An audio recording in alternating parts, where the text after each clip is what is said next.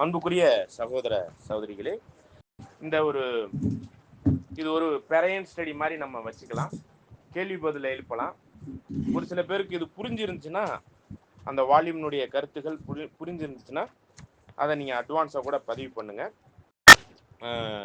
இந்த இணையான யுகம் அப்படிங்கிற அந்த அதிகாரம் பேஜ் நம்பர் சொல்ல முடியுமா?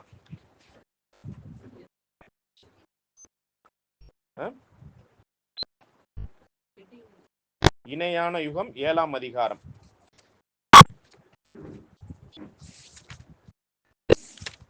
அன்புக்குரிய 215. இப்ப இதுல உள்ள அந்த இணையான யுகம் அப்படிங்கிறதுல சின்ன எழுத்துல போட்டிருக்கிற அந்த காரியங்கள் முழுவதும் தான் அந்த ஒரு புத்தகத்தில் இருக்கக்கூடிய அந்த அதிகாரத்தில் இருக்கக்கூடிய ஒரு சில மிக முக்கியமான தலைப்புகள். அந்த தலைப்புகளை ஃபர்ஸ்ட் நம்ம படிச்சிருவோம். படிங்க.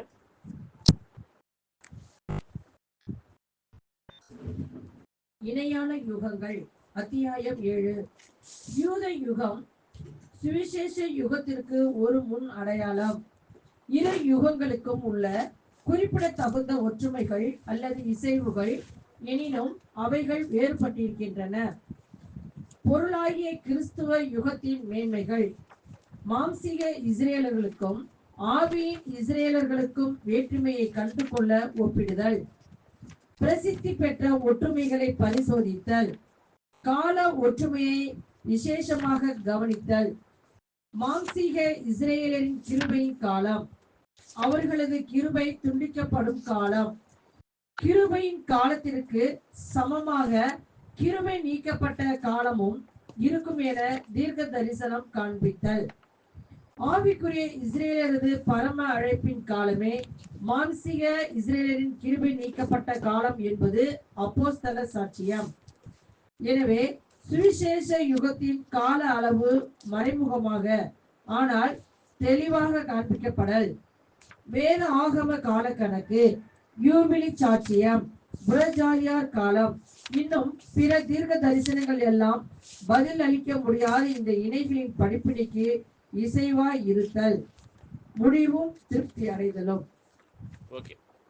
அன்புக்குரிய சகோதர சகோதரிகளே, இந்த தலைப்புகளுக்குள்ளாக தான் இந்த இணையான யுகம் அப்படிங்கிற அதிகாரத்துக்குள் அநேக தலைப்புகளை நம்ம பார்க்க இருக்கிறோம். சரிங்களா? ஓகே. இப்ப நம்ம அப்படியே ஒரு விஷயத்த நம்ம தெரிஞ்சுக்கணும்னு விரும்பும் பொழுது அடிப்படையிலேருந்து எல்லாவற்றையும் முதல்ல இருந்து படிச்சுட்டு போனோம்னா தான் தெளிவா புரியும். இப்ப திடீர்னு 2ஆம் வால்யூம்ல உள்ள காலம் சமீபமா இருக்குங்கிற ஒரு தலைப்புல நீங்க இப்ப 7ஆவது அதிகாரத்துல போய் பார்க்கும்போது, அதாவது 1வது 2வது 3வது அப்படின்னு படிச்சுட்டு போறது அதுதான் இயற்கையா நம்ம படிச்சுட்டு போறது. இப்ப திடீர்னு 1வது படிக்கிற பிள்ளைய கொண்டு போய் 7ஆவதுல விட்டோம்னா எப்படி இருக்கும்? இல்ல 5ஆவதுல விட்டோம்னா எப்படி இருக்கும்? முடியுமா? ஒருவேளை அந்த புள்ள நல்ல முறையில எல்கேஜி யூகேஜிலேயே அவங்க அப்பா அம்மா மற்றும் பெற்றோர் இயற்கையாகவே அறிவாளியா இருந்தா அதை படித்து புரிந்து கொள்வதற்கு கொஞ்சம் அந்த தேவனுடைய வரம் இருந்து அதை புரிந்து கொள்வதற்கு ஈஸியா இருக்கும். நம்மளுக்குள் அநேகர் இந்த வால்யூம் எல்லாம் படிப்பதை தவிர்க்கிறோம். இன்னும் சொல்லப்போனா நம்ம 7 இடிகள் அப்படிங்கிற ஒரு பாடத்துல 6 இடிகள் எதுனாக்க வேத ரீதியா நம்ம ஆராய்ச்சிக்குள்ள பார்க்கும் பொழுது இந்த 6 வால்யூம் தான். 7வது ஒரு இடி இருக்குன்னா அது எதுன்னு தெரியுங்களா? 6 வால்யூம் இந்த 6 இடிகளாக இருக்குது. அந்த 6 இடிகளினுடைய தலைப்பு என்னன்னு தெரியுமா? இன்னொன்னா சொல்ல முடியுங்களா? முதல் வால்யூம் யுகங்களை பற்றிய தெய்வீக திட்டம் 1வது. 2வது இப்ப நம்ம எடுத்து வச்சிருக்கிற காலம் சமீபமாயிருக்கிறது. 3வது உம்முடைய ராஜ்யம் வருவதாக. காலம் சமீபமா இருக்குது, உம்முடைய ராஜ்யம் வருவதாக. அடுத்தது 4வது அர்மகதோன் யுத்தம். சரிங்களா? நம்ம இந்த வால்யூம் இது கன்வென்ஷன்ல கூட இந்த அர்மகதோன் யுத்தங்கிறது இந்த விசேஷ விதமா 7 வாதைகள் காலத்துல தான் தயாராகிறது அப்படிங்கிறத நம்ம பார்க்குறோம். சரிங்களா? ஓகே, அதெல்லாம் நம்ம பார்த்தோம். எந்த அளவுக்கு புரிஞ்சுக்கிட்டோங்கிறதான் தெரியல. நம்ம எடுக்கிற ஒவ்வொரு பாடங்களுமே இந்த வால்யூம்ல இருந்து தான் நம்ம எடுக்கிறோம். இதை தாண்டி எடுத்தோம்னா நிறைய தப்பா போயிருது. நம்ம அதனாலதான் இதை முதல்ல கத்துக்குவோம். இந்த ஆவிக்குள்ள வந்துட்டோம்னா உங்களுக்கு யாருமே சொல்லிக் கொடுக்க வேண்டியது. நிறைய பேர் படிக்க ஆரம்பிச்சு மொழிபெயர்ப்புகள் தெளிவா இல்லாதனால அது கூட புரியாம போயிருக்கு. ஒரு சில விஷயத்துல எனக்கு தேவன் ஆவி கொடுத்துட்டாரு, இதெல்லாம் படிக்க வேண்டியது இல்லைங்கிற ஒரு இருமாப்பு, பெருமை அப்படிலாம் கூட ஒரு சில பேர் இதை தவிர்த்து இருக்கிறாங்க. ஒரு சில பேர் எனக்கு தெரியாத விஷயமா அப்படிங்கிற மாதிரி அதை புறக்கணிச்சிருக்கிறாங்க. ஒவ்வொருத்தருக்கும் ஒவ்வொரு மனநிலைமைகள். ஆக நம்ம அப்படியெல்லாம் இல்லாம இதுல என்னதான் சொல்லியிருக்குங்கிறத வேத ரீதியாக பார்க்க வேண்டியது.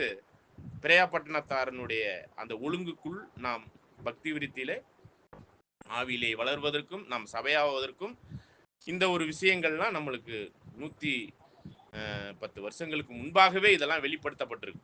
நம்ம இன்னும் படிக்காம உணராம அதை ஆராய்ச்சி பண்ணாம இருக்கிறோம்னா நம்ம அந்த ஓட்டத்துல தெளிவா இல்லைங்கிறத நம்ம புரிந்து கொள்ளணும். சரி, 5வது அதிகாரம், 5வது புத்தகம். கொஞ்சம் மைக்ல சொல்லுங்க. தேவனுக்கும் மனுஷனுக்கும் இடையிலான ஒப்புரவாகுதல். ஓகே. 6வது புது சிருஷ்டி. இதுல விசேஷ விதமா இந்த 6வது வால்யூமை பத்தி பார்க்கும்போது எல்லாத்தையும் நாம் அந்த புது சிருஷ்டி ஆகணுங்கிறதுக்காக 17 அதிகாரங்கள் இருக்கு. அதுல 17வது அதிகாரம் என்னன்னு பாத்தீங்கன்னா என்னன்னு தெரியுமா? 17வது அதிகாரம் என்னன்னு தெரியுங்களா? தலைப்பு என்னன்னு கேக்குறேன். 6ஆம் வால்யூம் புது சிருஷ்டியினுடைய 17வது கடைசி அதிகாரம் என்னன்னு தெரியுமா? ராஜ்யத்தின் முடிவா? ராஜ்யம் ஆரம்பிக்குதுன்னா முடிக்க பாக்குறீங்க. ஓகே, அதாவது புது சிருஷ்டியின் உயிர்த்தெழுதல். புது சிருஷ்டியின் உயிர்த்தெழுதல். இப்ப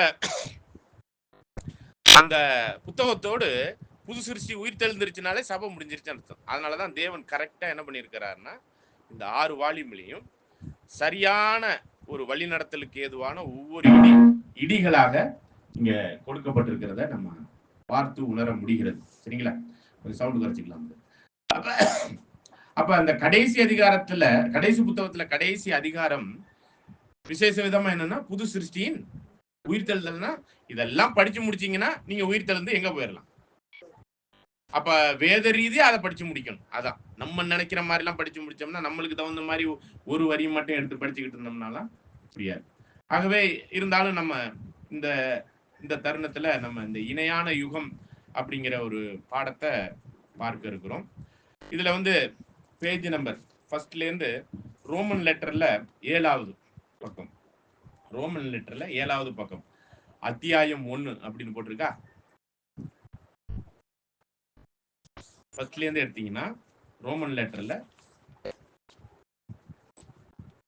7ஆம் பக்கம் எடுத்துட்டீங்களா? அந்த ஒவ்வொரு அத்தியாயத்தின் தலைப்பையும் படிச்சிருங்க. அத்தியாயம் 1, தெய்வீக ஏற்பாட்டின் விசேஷ காலங்களும் வேலைகளும். அப்ப தேவனுடைய ஏற்படுத்தி வைத்திருக்கிற அவருடைய திட்டங்களில் முதல் வால்யூமே என்னன்னா யுகங்களை பற்றிய தெய்வீக திட்டம். தேவன் என்ன மாதிரியான ஒரு பிளான் பண்ணி வச்சிருக்கார் யுகத்துக்கும் யுகத்துக்கும், இப்ப வாழ்ந்து கொண்டிருக்க யுகத்துக்கும், இதுக்கு முன்னாடி இருந்த யுகத்துக்கும், ஆதியிலிருந்தும் என்ன மாதிரியான திட்டங்கள் எல்லாம் வகுத்து வச்சிருக்கிறார் அப்படின்னு அதெல்லாம் படிச்சு வச்சு முடிச்ச பிறகு இந்த 2வது வால்யூம் காலம் சமீபமா இருக்குன்னா ஏதோ ஒரு காலம் நெருங்கிட்டோம், பக்கத்துல வந்துட்டோம் அப்படிங்கிற மாதிரி ஒரு தலைப்பு. இதை நம்ம வெளிப்படுத்தின விசேஷத்திலே முக்கியமான ஒரு வசனம். இதோ சீக்கிரமா வர காலம் சமீபமா இருக்கு, நீங்க ரெடியா இருங்க அப்படிங்கிற மாதிரி ஒரு எச்சரிப்புக்கான ஒரு தலைப்பை இந்த ஒரு வால்யூமுக்கு கொடுத்திருக்கிறாங்க.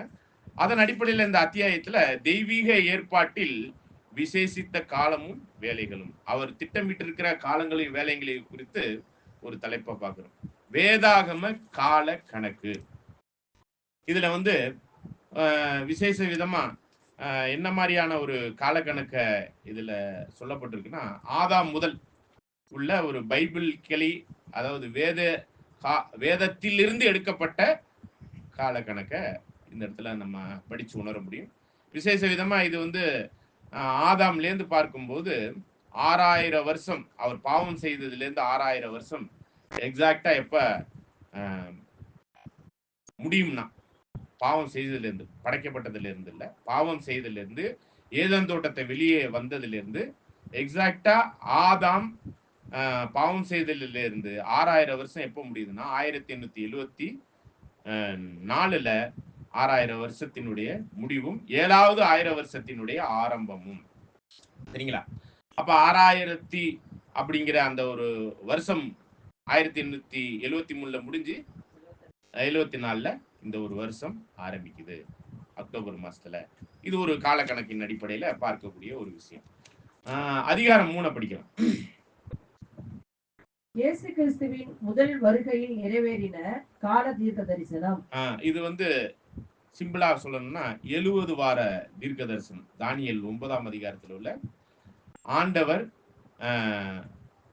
எப்ப ஞானஸ்தானம் எடுப்பார், எப்ப சிலுவையில் மரிப்பார், எப்போ அதான் சிலுவையில் மரித்து உயிர்ப்பார், எப்ப யூதர்களுக்கு அவருடைய காலங்கள் ஒரு முடிவுக்கு வரும், இந்த யூதர்களுக்கான யுகம் எப்படி முடியும் அப்படிங்கிறத பாபிலோன் சிறையிருப்பிலிருந்து மேதோ பெர்சியர்களுடைய சிறையிருப்புக்குள்ளாக கடந்து போகும்போது நெகேமியா எஸ்ராவின் காலகட்டத்தில் அந்த அலங்கம் கட்டப்பட்ட அந்த நாள், ஆர்டர் கொடுக்கப்பட்ட அந்த நாள்ல இருந்து 70 வார கணக்கு அப்படிங்கும்போது 490 நாட்கள் வரும். அந்த 490 நாட்களும் 490 வருடங்களாக பார்க்கும்போது கிறிஸ்துவினுடைய மரணம், ஞானஸ்தானம் எடுத்த நாள், யூதர்களை முற்றிலும் அந்த அந்த அழைப்புக்குள்ளான அல்லது அவர்களை நிராகரிக்கக்கூடிய ஒரு காலம் எப்ப அப்படிங்கிறது 336 ஏடியில இந்த நிகழ்வு 70 வார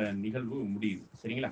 தொடர்ந்து 4வது அதிகாரத்தை பார்க்கும்போது புறஜாதியாரின் காலம் அப்படின்னா புறஜாதியாருக்குன்னு தேவன் கொடுத்த ஒரு காலம்.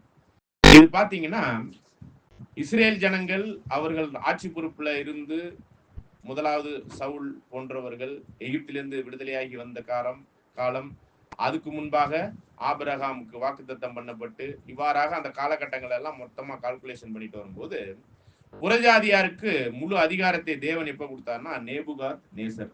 அவர் தேவனுடைய ஊழியக்காரராகவும் அங்கீகரிக்கப்பட்டார். புறஜாதியாரினுடைய காலத்துல தேவனுடைய ஊழியக்காரராக கூட நேபுகாத் நேசர் அங்கீகரிக்கப்பட்டார்.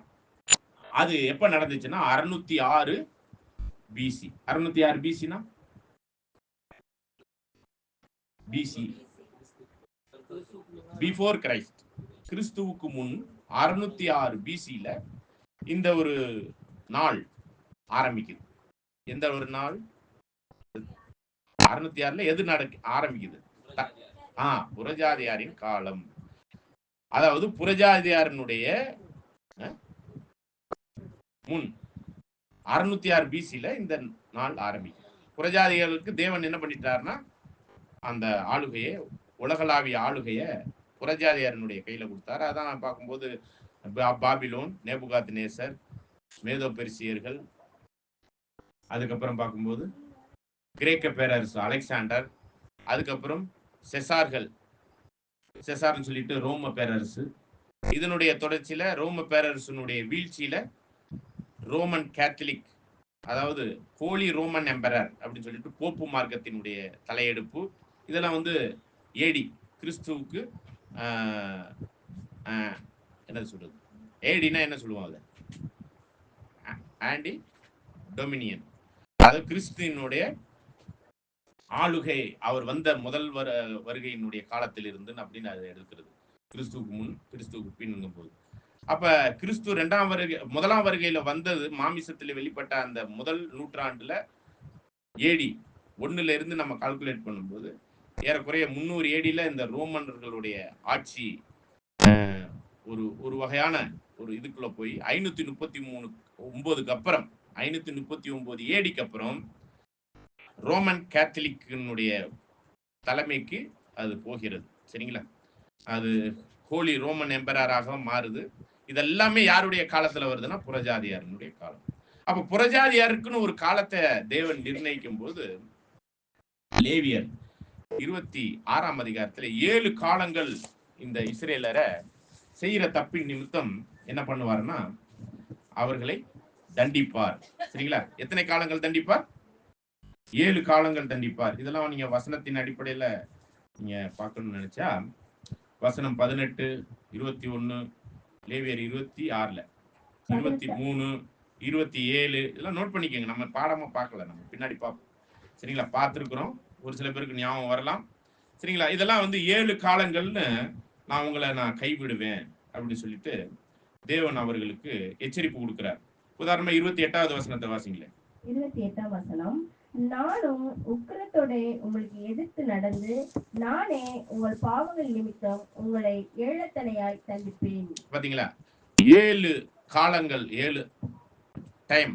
ஆங்கிலத்துல பாத்தீங்கன்னா 7 டைம்ஸ், 7. எபிரேய மொழியினுடைய மூல பாஷையில போய் பாத்தீங்கன்னா 7 காலங்கள் உங்களை நான் தண்டிப்பேன். இது வந்து லேவியர் 26ல ஒரு 6-7 இடத்துல போட்டிருக்கு. நீங்க எனக்கு கீழ்ப்படிஞ்சீங்கன்னா நல்லா வச்சுக்குவேன், கீழ்ப்படியலன்னா 7 காலம் உங்களை தண்டிப்பேன்னு சொல்லி சொல்றேன். அப்புறம் அவங்களை எப்ப திரும்ப ரெக்கவரி பண்ணுவேன்னு சொல்லும் பொழுது இந்த 7 காலங்களினுடைய நிறைவு பகுதி வரும்பொழுது நான் உங்களை நினைவு கூறுவேன். அப்படிங்கும்போது யார் நிமித்தம் நினைவு கூறுவார்? புரியுது இருக்கு இல்லையா? யார் நிமித்தம் நினைவு கூறுவார்? சும்மா வந்து நினைச்சிட மாட்டார்ல. இப்ப எகிப்துல இஸ்ரேல் ஜனங்கள் அடிமைகளா இருந்தாங்க. அவங்க புலம்பல் பரலோகத்துக்கு போனுச்சு. 8 நாளும் யார் நிமித்தம் அதை நினைவு கூர்ந்தார்? யார்? மோசே நிமித்தமா? ஆபிரகாம், ஈசாக்கு, யாக்கோபு போன்றவர்களுடைய முற்பிதாக்களினுடைய நிமித்தம் அவர்களை வந்து வாக்குத்தத்தம் கொடுத்திருக்கிற அந்த பிராமிஸ் நிமித்தம் அவர்களை நினைவு கூர்ந்தார். அதே மாதிரிதான் இந்த இடத்துல கூட 40வது வசனத்தை வாசி. 26ல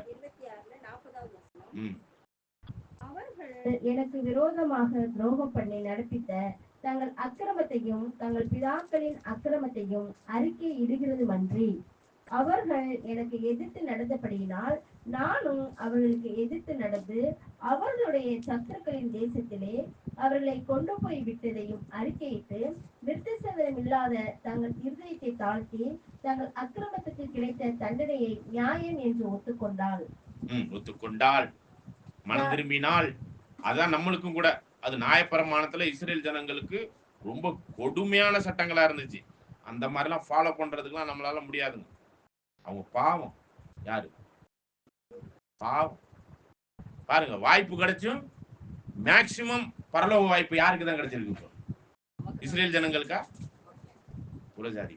பாருங்க, அவங்கள அந்த நியாயப்பிரமாணத்தின் பேர் உள்ள தண்டனை நிமித்தம் அவர்களை தண்டனைக்கு உட்படுத்தி விட்டு நம்மளுக்கு என்னத்தை கொண்டாந்துட்டாரு?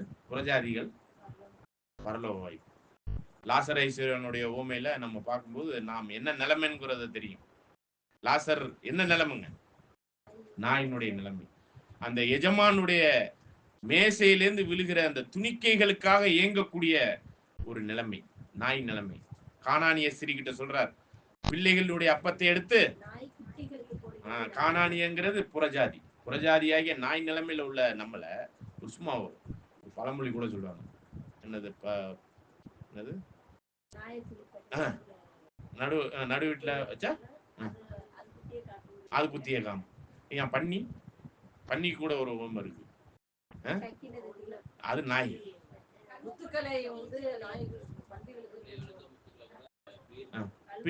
அது மாதிரி இது எல்லாமே கண்டத வாய் வைக்கும். அந்த நிலைமைக்கு தான். அந்த மாதிரி நிலைமையில உள்ள புறஜாதிகள் நாம. பிள்ளைகளுடைய அப்பத்தை. அப்ப பிள்ளைகள் யாருன்னா இஸ்ரேல் ஜனம், நியாயப்பிரமாணம் கொடுக்கப்பட்ட அந்த ஜனங்கள். அந்த ஜனங்களுக்கான தண்டனையை பாருங்க. படிங்க தொடர்ந்து. நான் யாக்கோபோடு பண்ணின என் உடன்படிக்கையையும் ஈசாக்கோடு பண்ணின என் உடன்படிக்கையையும் ஆபிரகாமோடு பண்ணின என் உடன்படிக்கையும் நினைப்பேன், தேசத்தையும் நினைப்பேன். அதாவது ஜனங்களை மட்டும் நினைக்கிறது இல்லையா, அந்த தேசத்தையும் நினைச்சு நான் அவங்களுக்கு திருப்பி கொடுப்பேன். அதுதான் 1948 இன்னைக்கு என்னவாயிருக்கிறாங்க? திருப்பி கொடுத்த, சுதந்திரம் அடைந்த நிலைமையில் திருப்பி கொடுத்த ஒரு விஷயத்தினுடைய நிறைவேறுதல். எப்ப இதெல்லாம் இந்த தீர்க்க தரிசனம்லாம் லேவியர் புத்தகத்துல எப்ப சொன்னது தெரியுங்களா? நீங்க 1948 இருந்து கணக்கு பண்ணுங்க. 1948 வருஷம். அதுக்கு முன்னாடி ஏறக்குறைய 1600 வருஷம் முன்னாடி பிசில எழுதப்பட்டது. அங்க 1600, இங்க 1900 வச்சுக்குவோம். சரிங்களா? எத்தனை ஆயிடுச்சு? 2500 வருஷமா தேவன் என்ன பண்ணிவிட்டார் தெரியுங்களா? இந்த இஸ்ரேல் ஜனங்களை இந்த வசனத்தின் நிமித்தம் தூக்கி எறிஞ்சிட்டார். நீ எல்லாம் எனக்கு சரியில்லை அப்படின்ட்டார். அந்த மாதிரியான 2500 அப்படி சொல்லுங்க, இல்ல குறையுதேன்னு பார்த்தேன். சரிங்களா? 3500 வருஷத்துக்கு முன்னாடி சொன்ன தீர்க்க தரிசனம். சரிங்களா? இதை எப்ப அப்ளை பண்ணாருன்னா நேபுகாத்நேசர் காலத்துலதான். புறஜாதி காலம் அப்ப ஸ்டார்ட் ஆகுது இல்லையா? அததான் இந்த தலைப்புல நம்ம பார்க்கலாம். எது 4ஆம் அதிகாரத்துல இல்ல, இந்த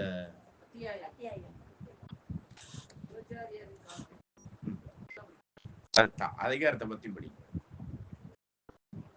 புறஜாதியாரின் காலம். புறஜாதியாரின் காலம் எது புறஜாதியாரின் காலம் என சொல்லப்படுகிறது? அப்ப எது புறஜாதியாரின் காலம்னா நேபுகாத்நேசர்ல இருந்து தான் 606 பிசில இருந்து ஆரம்பிக்குது. 7 காலங்கள். 7 காலம்னா ஒரு காலத்துக்கு எத்தனை வருஷம்? ஒரு காலத்துக்கு எத்தனை வருஷம்? 360 நாள் அப்படிங்கிற ஒரு வருஷம் தான் ஒரு காலம். 7 காலம்னா 7 வருஷம். அப்ப 7 வருஷத்துல ஒரு வருஷத்துல 360 நாட்கள். பைபிளை பொறுத்தவரையிலையும் காலக்கணக்கு பார்க்கணும்னா 360 தான். ஏன் அப்படிங்கிறதுக்கு காரணங்கள் இருக்கு. தெய்வீக திட்டத்துல அவர் கால்குலேஷன் போடுறது 360. ஆனா யூதர்களுடைய ஒரு சில இந்த விதைப்பு இந்த காரியங்கள்லாம் வரும்போது 365 வந்துடும். 2 வகையான காலண்டரை அவங்க பயன்படுத்துவாங்க. இந்த பண்டிகைகள், தேவனுடைய ஒழுங்குகள், தேவனுடைய ஒரு சில கால்குலேஷன் பண்ணும்போது 360 தான்.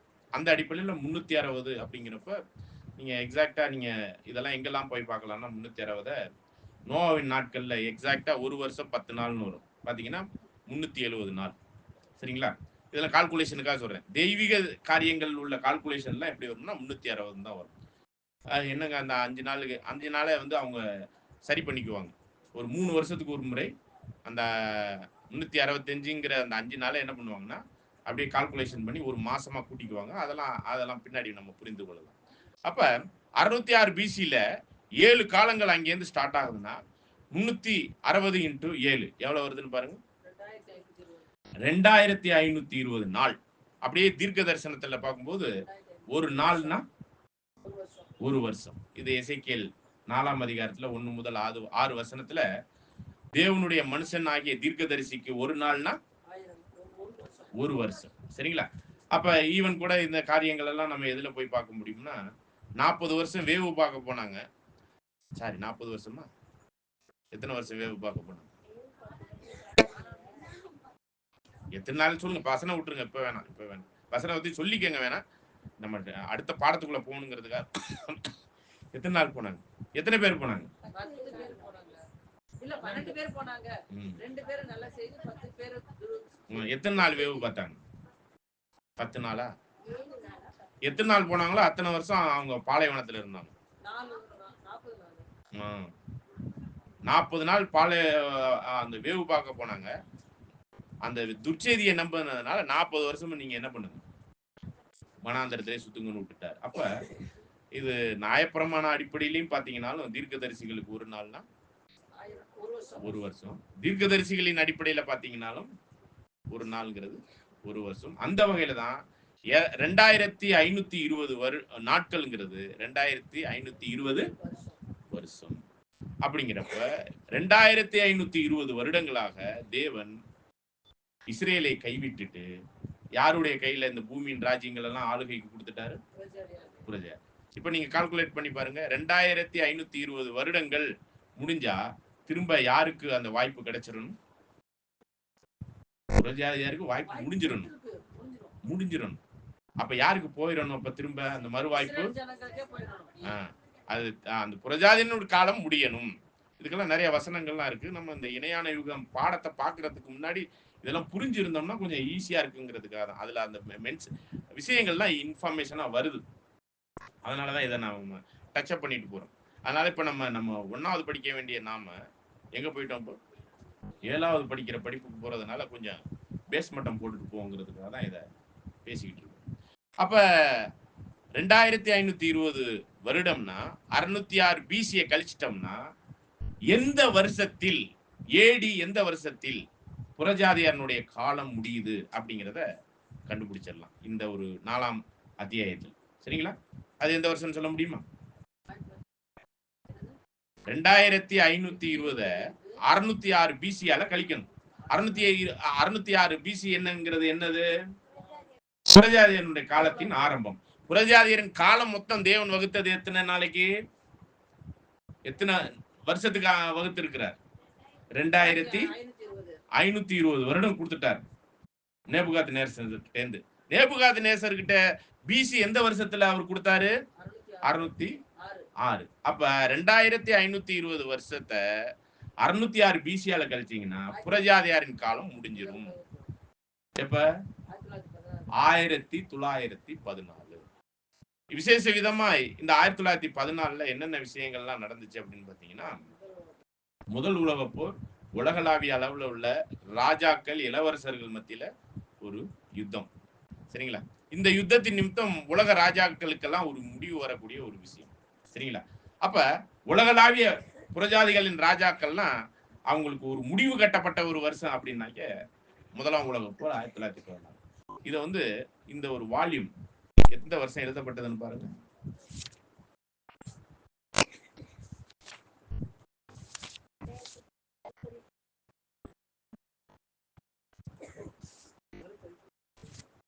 மறுபதிப்பு 1889 இந்த புத்தகத்தை எழுதிட்டாங்க. 1914 புறஜாதியன் காலம் முடியும். எவ்வளவு பெரிய தீர்க்கதரிசிகளா இருக்கணும் அவங்க எழுதணும். சொல்றதை நல்லா கவனிங்க. 1889 எழுதி முடிச்சாச்சு இந்த புத்தகத்தை. எந்த புத்தகத்தை? Second volume. 1914 புறஜாதியனுடைய காலம் முடியும் அப்படிங்கிறத எப்படி எழுத முடிஞ்சிச்சு? எவ்வளவு பெரிய தீர்க்கதரிசிகளா இருக்கணும் அவங்க எழுதி வச்சவங்க. அதனாலதான் இது வந்து இடின்னு சொல்றோம். தேவனுடைய இடி நடக்கிறதுக்கு முன்னாடியே வெளிப்படுத்துறாரு. இது நடந்து முடிஞ்சு நம்ம இன்னைக்கு வரலாறு பார்க்கிறோம். சரிங்களா? அதனால இந்த ஒரு புத்தகங்கள்லாம் பைபிள் தெளிவா புரிந்து கொள்வதற்கு ஏதுவானது. இதை படிக்க ஆரம்பிங்க, தயவு செய்து படிங்க. அவ்வளவு தெளிவு பாருங்க. அதாவது 1914க்கு எத்தனை வருஷம் முன்னாடி இந்த புத்தகம் எழுதப்பட்டாச்சு? புறஜாதியன் காலம் முடியுங்கிறத 1914ங்கிறது இதுல எழுதி வச்சிருக்கிறாங்க அந்த அதிகாரத்துல. அப்படிங்கிறத இங்க ஒரு 14, அங்கிட்டு ஒரு 10 11 வருஷம், 25 வருஷத்துக்கு முன்னாடியே இந்த நிகழ்வு நடக்க போகுதுன்னு இந்த புத்தகத்துல எப்படிங்க ஒருத்தர் எழுத முடியும்? அப்படியே நடக்க முடியும்? அப்ப எவ்வளவு தெளிவான புத்தகம்! பைபிளுக்குரிய தெளிவான ரகசியங்களை புரிந்து கொள்வதற்கான ஒரு புத்தகம் தான் இந்த 6 வால்யூம். நீங்க இதெல்லாம் வாங்கி தலையாணியா வச்சுக்கிட்டு இருக்கிறீங்க. அதுக்கப்புறம் உங்க வீட்டுல உள்ளவங்க இது எதுக்கு தலைவாணியா இருக்குன்னு சொல்லிட்டு என்ன பண்ணுவாங்க? கிழிச்சு அடுப்புல வச்சுட்டு போயிடுவாங்க. தெரியறதுக்கு பேப்பர் பத்தல. உங்களை அறியாதவர்கள், இந்த சத்தியத்தை அறியாதவர்கள். நீங்களே தலைவாணியா வச்சிருந்தா அவங்க என்னத்துக்கு வச்சிருப்பாங்க? அன்புக்குரிய சகோதர சகோதரிகளே, எவ்வளவு முக்கியத்துவம் வாய்ந்ததுங்கிறத இந்த ஒரு வால்யூமை புரிந்து கொள்வதற்காக நான் இதை சொல்ல வரேன். சரிங்களா? ஓகே. அடுத்த அதிகாரம் என்னன்னு பாருங்க. 5வது அதிகாரம். நம்முடைய கர்த்தரின் 2ஆம் வருகையின் விதமும் பிரசன்னமும். அவர் வந்திருக்கிறார் அப்படிங்கிறதுக்கான அந்த விதம் எப்படி இருக்கும், அது பிரசனமாகுதல் எப்படி இருக்கும்? தொடர்ந்து அத்தியாயம் 6. பூமியின் பெரிய யூபிலி. ஜூபிலி, யூபிலி அப்படிம்பாங்க. ஜூபிலினாலே அது என்னன்னு தெரியுங்களா? 25 50. சரிங்களா? சில்வர் ஜூபிலினா? கோல்டன் ஜூபிலினா? சரி, யூபிலினா 50. 50வது அப்படிங்கிற இந்த ஒரு யூபிலியின் வருஷங்களை பத்தி எதுல எழுதியிருக்கு அப்படின்னு பாத்தீங்கன்னா, உபாகமத்துல எழுதியிருக்கு. அந்த ஒரு காலக்கணக்கின்படி இளைப்பாறுதலின் காலம் என்ன காலம்?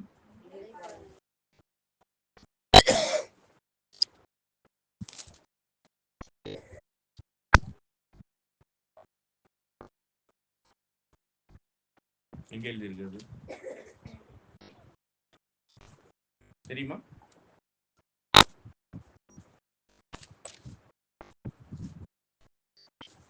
அது நம்ம அதிகாரம் ஞாபகம் இல்லை. இதுவும் பழைய ஏற்பாட்டில் எழுதப்பட்டதுதான். 49 வருஷம் 7 7 7 × 7 எவ்வளவு? 49 வருஷம் முடியும் பொழுது இதுல உள்ள சிறப்பை மட்டும் சொல்லிட்டு, சரிங்களா? இதுல உள்ள சிறப்பை மட்டும் சொல்லிட்டு நம்ம கடந்து போயிடலாம், சரிங்களா? இந்த ஜூப்ளி வருஷத்தினுடைய சிறப்பு என்னன்னா, நீங்க யாருக்காச்சும் வயலை விற்கிறீங்கன்னு வச்சுங்களேன், உங்க காணியாச்சு சொந்த நிலத்தை விற்கிறீங்கன்னா, மற்றவங்ககிட்ட வாங்கினதை விற்கிறது இல்லை, உங்க சொந்த நிலத்தை நீங்க விற்கிறீங்கன்னா, உதாரணமா இந்த இடம் வந்து சின்னப்பா பிரதருடைய அக்காவுடைய இடம், யாரோ வாங்கிட்டாங்கன்னு வைங்க. இந்த 49 வருஷம் முடியும் பொழுது ஒரு எக்காலம் ஊதப்படும். அவங்க காணியாட்சி நிலத்தை திரும்பி வாங்கிக்கிற டைம் வந்துருச்சு, போய் வாங்கிக்கங்க அப்படின்னு. எப்படி? காசெல்லாம் கொடுக்க வேண்டியதில்லை. எப்படி எப்படி இருக்கு பாருங்க. அதை விட்டுருங்க. ஒரு சிறப்பு நான் சொல்ல வரேன், சரிங்களா? இப்படிலாம் தேவன் என்ன மாதிரி அற்புதமான திட்டங்களை வகுத்து இருக்கிறான்னு பாருங்க ஜனங்களுக்கு. அதுக்காக நீங்க நினைக்கிற மாதிரி இருக்காது விலை விற்கும் போது. உதாரணமா 40 வருஷம் முடிஞ்சே அந்த 9 வருஷத்துக்கு முன்னாடி இந்த இடத்தை விற்கிறீங்கன்னா, நீங்க இன்னைய நிலைமைக்கு 1 லட்சத்துக்கு வாங்கக்கூடிய அந்த நிலத்தை ஒரு 9 வருஷத்துக்கு முன்னாடி அதை வித்தீங்கன்னா அதனுடைய நிலத்தினுடைய வேல்வி கூடாது. 1 லட்சத்துக்கு வாங்க வேண்டிய அந்த நிலத்தை 30,000க்கு தான் விற்க முடியும். ஜூப்ளி வருஷத்தை நீங்க கால்குலேஷன் பண்றதா இருந்தா, எவனை வாங்குறவன ஏமாறவனா, அப்ப அந்த 30,000 பணத்தை கொடுத்துட்டு, சும்மா எக்ஸாம்பிளுக்கு சொல்றேன், நீங்க 9 வருஷத்துக்கு நீங்க வாங்கி பயன்படுத்திக்கலாம். ஆனா 49 வருஷம் முடியும் போது மொத்தத்துல அந்த இடம் யாருக்கு உரிமையாயிரும்? சொந்தக்காரங்களுக்கு. அப்படியாக தேவன் 50 அப்படிங்கிறத கொண்டாடும் பொழுது 50வது வருஷம் ஜூப்ளி வருஷமாக சொல்லி, இது ஒரு பெரிய பிரம்மாண்டமான ஜூப்ளிக்கு இணையாக ஒரு ரகசியத்தை சொல்லும்போது, இந்த ஜூப்ளி வருஷங்கள் 6000 வருஷத்தினுடைய நிறைவுன்னு பார்த்தோம் இல்லையா? ஆண்டவருடைய 2ஆம் வருகை 1874ல இந்த பெரிய ஜூப்ளிங்கிறது 1874ல எல்லாத்தையும் இழந்ததெல்லாம் திருப்பி கொடுக்கக்கூடிய ஒரு காலம் வந்துடும் அப்படிங்கிறது தான் இந்த ஜூப்ளி வருஷம். அதை பற்றிய ஒரு ரகசியத்துல 1874ல உலக ஜனங்கள், இஸ்ரேல் ஜனங்கள் எல்லாரும் இழந்ததை திருப்பி கொடுக்கும் காலம் எப்போ வந்துருச்சான்? அப்போஸ்தலர் 3ஆம் அதிகாரம் 17 முதல் 21 வசனங்கள்ல நீங்க படிக்க வேணாம். திருப்பி கொடுத்தலின் காலம், மறுமலர்ச்சியின் காலம் அப்படிங்கிற இந்த பெரிய ஜூப்ளியின் காலம் அப்படிங்கிற ஒரு பாடத்தை எதுல படிச்சு புரிஞ்சுக்க முடியும்? பூமியின் பெரிய யூப்ளி. பூமி எதெல்லாம் இழந்திருக்குங்க சொல்ல முடியுமா? பூமி எதெல்லாம் இழந்திருக்கு சொல்லுங்க. இந்த பூமி, சரி, பூமி அநேக ஆசீர்வாதத்தோட இருந்துச்சு, ஆனா ஒரு சில விஷயத்தை ஒருத்தரால இழந்துச்சு. யாரு? நம்ம என்னமோ பெரிய உத்தமர் மாதிரி. அவர் மூலமா தான் அந்த நேரத்துல இருந்தா அந்த ஜூப்ளிக்குரிய ஆசீர்வாதம் கிடைக்கக்கூடிய அந்த இதை அவர் வித்து போட்டுட்டார்.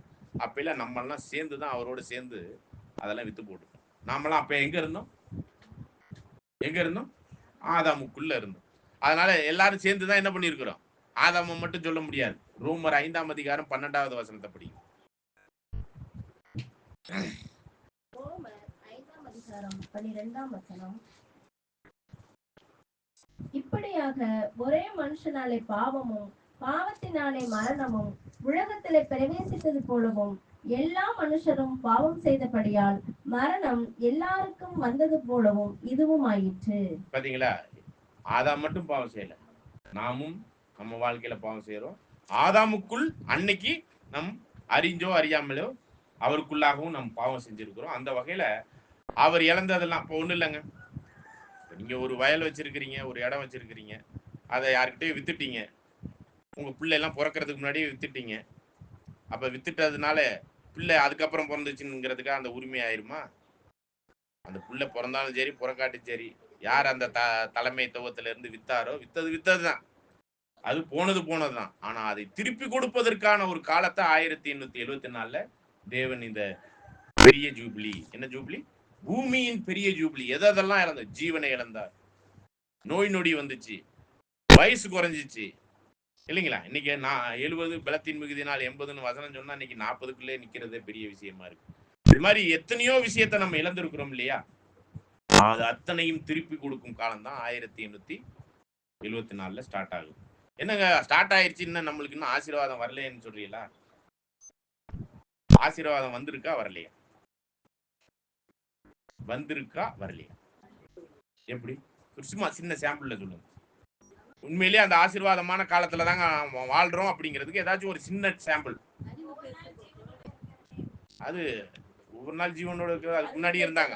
நித்தியத்துக்கு ஜீவனா இருக்கிறது இன்னும் கிடைக்கல இல்ல, சரிங்களா? அதனால பிறக்க வேண்டியவங்களாம் பிறந்த பிறகுதான் அது அந்த ஒரு ஆசீர்வாதம்லாம் ஏற்ற காலத்துல வரும். நம்ம போட்டிருக்கிற ட்ரெஸ்ஸை கொஞ்சம் யோசிச்சு பாருங்க. ஒரு 30 வருஷத்துக்கு முன்னாடி நம்மளுக்கு மாற்று வஸ்திரம் எத்தனை இருந்துச்சு? அதாவது மாத்திக்கிறதுக்கு ட்ரெஸ் நம்ம வீட்டுல எத்தனை இருந்துச்சு 30 வருஷத்துக்கு முன்னாடி? 5 இருந்துச்சா?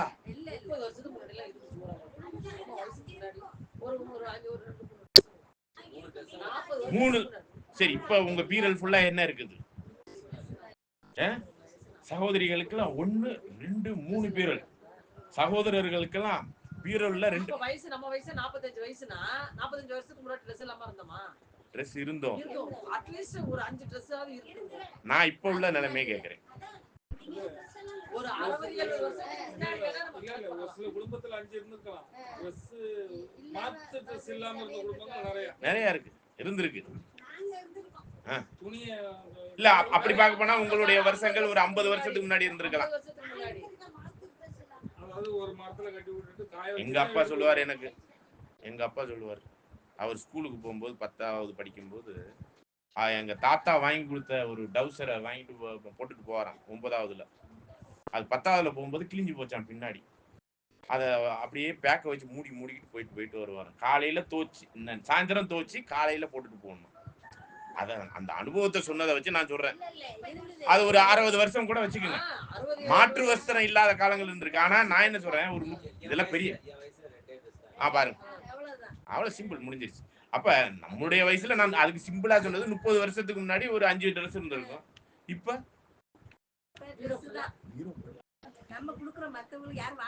வாங்க மாட்டேங்கிற, வாங்குறதுக்கு பழைய ட்ரெஸ்ஸா? இது ஒன்னே போதும் பாருங்க. சும்மா இந்த குழந்தைகள் பிறக்கிற ஒரு காரியம், ஆதியில ஆதாம் பாவம் செஞ்ச போது கிடைச்ச சாபம் ஏனுங்க உங்களுக்கு? சகோதரி, பிரசவ வலி.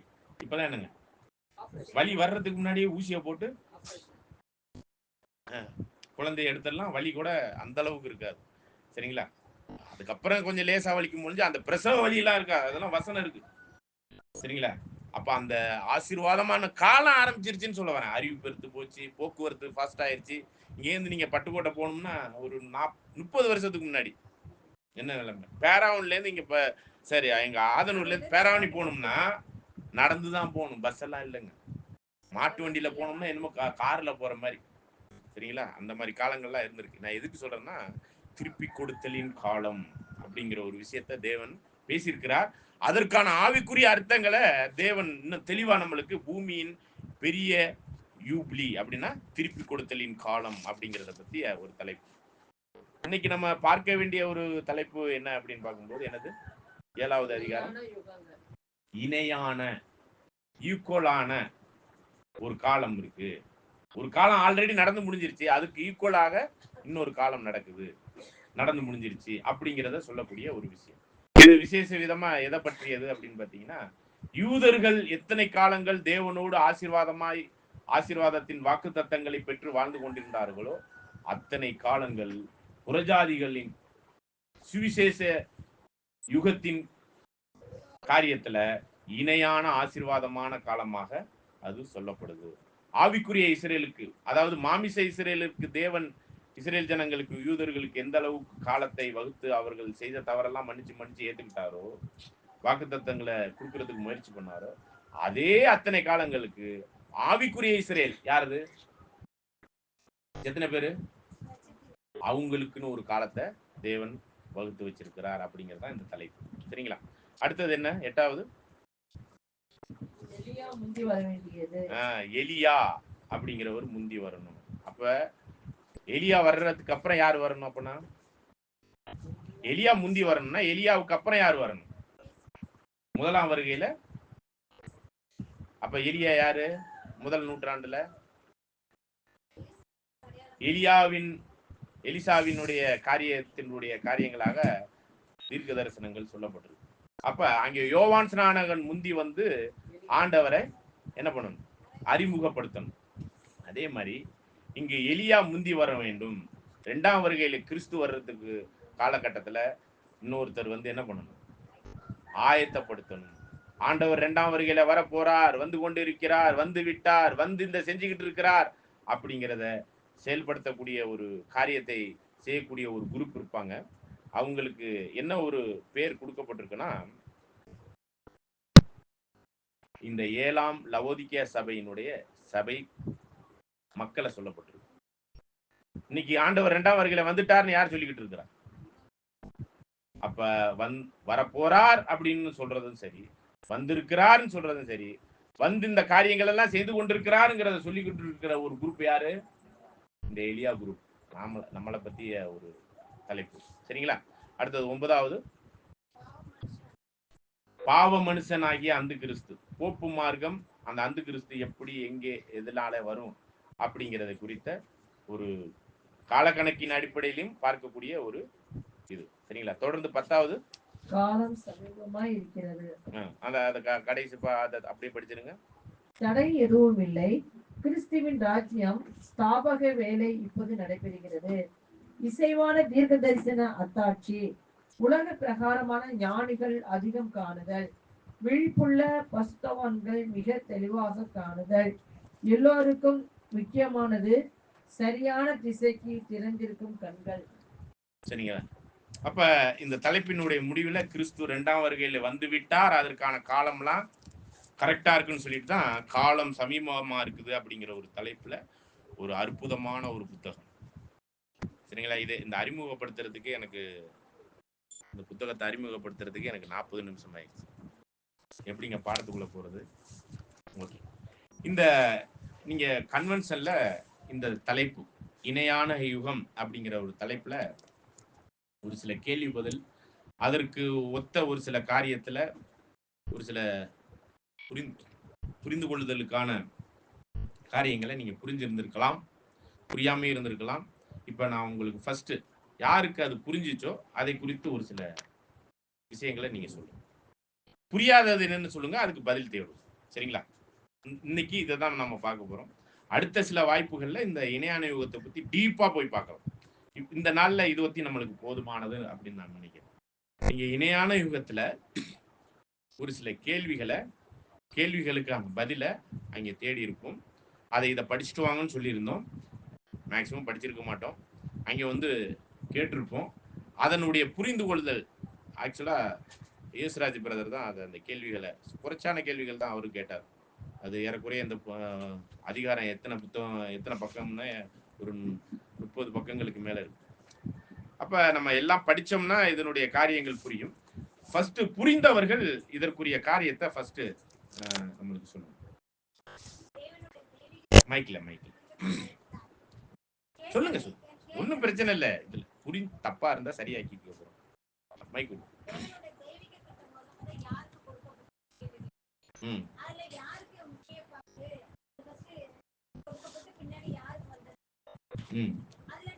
நமக்கு எந்த இதுல இருக்கும்னு சொல்லி கேட்டாங்க. அது பதில் சொல்லிருங்க. தெரிஞ்சதை பதில் சொல்லுங்க. தேவனோட தெய்வீக திட்டம் ஃபர்ஸ்ட் யார் கொடுக்கப்பட்டனா இஸ்ரேல் ஜனங்களுக்கு தான். மாமிச இஸ்ரேல் ஜனங்கள். சூப்பரான பதில். அங்க எத்தனை பேர் தூங்கிட்டு இருந்தோம்னு தெரியல, முழிச்சுக்கிட்டு இருந்தவங்க பத்தி பதில் சொல்றே போறீங்க. ஓகே, பரவாயில்ல. படிங்க. இஸ்ரேல் ஜனங்களுக்கு தான் இந்த வாய்ப்பு கொடுக்கப்பட்டது. அத வந்து அவங்க ஏற்றுக்கொண்டாங்களா இல்லையான்னு பார்த்தா அவங்க ஏற்றுக்கொள்ளல. அது யாருக்கு தெரியும்? அப்ப வந்து அவங்க வந்து முதலாம் வருகிற இயேசு கிறிஸ்து வந்து அவர் ஏற்றுக்கொண்டாங்களான்னு பார்த்தா அப்பயே ஏற்றுக்கொள்ளல. யார் ஏற்றுக்கொண்டாங்கன்னா புறஜாதியர் காலத்துல வாழ்ந்துட்டு நம்ம தான் ஏற்றுக்கொண்டோம். அவங்களுக்கு கண்ணுக்கு தென்பட்டுச்சா அப்படின்னு பார்த்தா அவங்க கண்டு காணாமல் இருந்தாங்க. ஆனா நம்ம உணர்ந்தோம். அதாவது இஸ்ரேல் ஜனங்கள் நேரடியா கிறிஸ்து பிறப்ப பார்த்தாங்க, அவர் அற்புதங்களை பார்த்தாங்க, அவருக்கு முன்னாடி சத்தியத்தை அவ்வளவு தெளிவா சொல்லி கொடுத்துக்கிட்டு இருந்தார். அவரை நிராகரித்து கொலையும் செய்தார்கள். சரிங்களா? ஆனா நாமெல்லாம் புறஜாதிகளாகிய நாமெல்லாம் அவரை பார்த்திருக்கிறோமா? சரிங்களா? காணாமலே விசுவாசிக்கிற குரு. சரிங்களா? தொடர்ந்து வாசிங்க. தொடர்ந்து வாசிக்கிறதுனா தொடர்ந்து அந்த கருத்துக்களை சொல்லி முடிச்சிருங்க. தெரிஞ்சவரை சொல்லுங்க.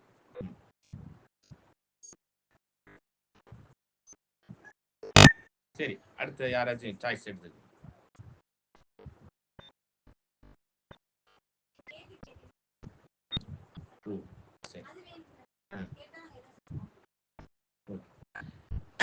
வேற யாரும் தெரிஞ்சதை சொல்லுங்க. நீங்க பதிவு பண்ணப்பட்ட அந்த ஒரு பகுதியில் உள்ள காரியம்.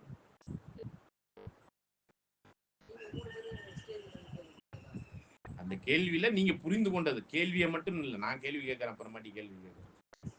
நீங்க புரிந்து கொண்டது மட்டும் அந்த பாடத்தினுடைய அந்த கேள்வி பதிலினுடைய விஷயத்துல.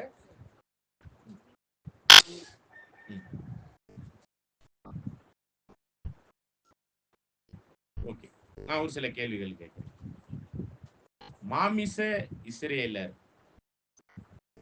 இஸ்ரேலர் அவர்களுடைய அந்த யுகம் எப்ப முடிஞ்சிச்சுன்னு தெரியுமா?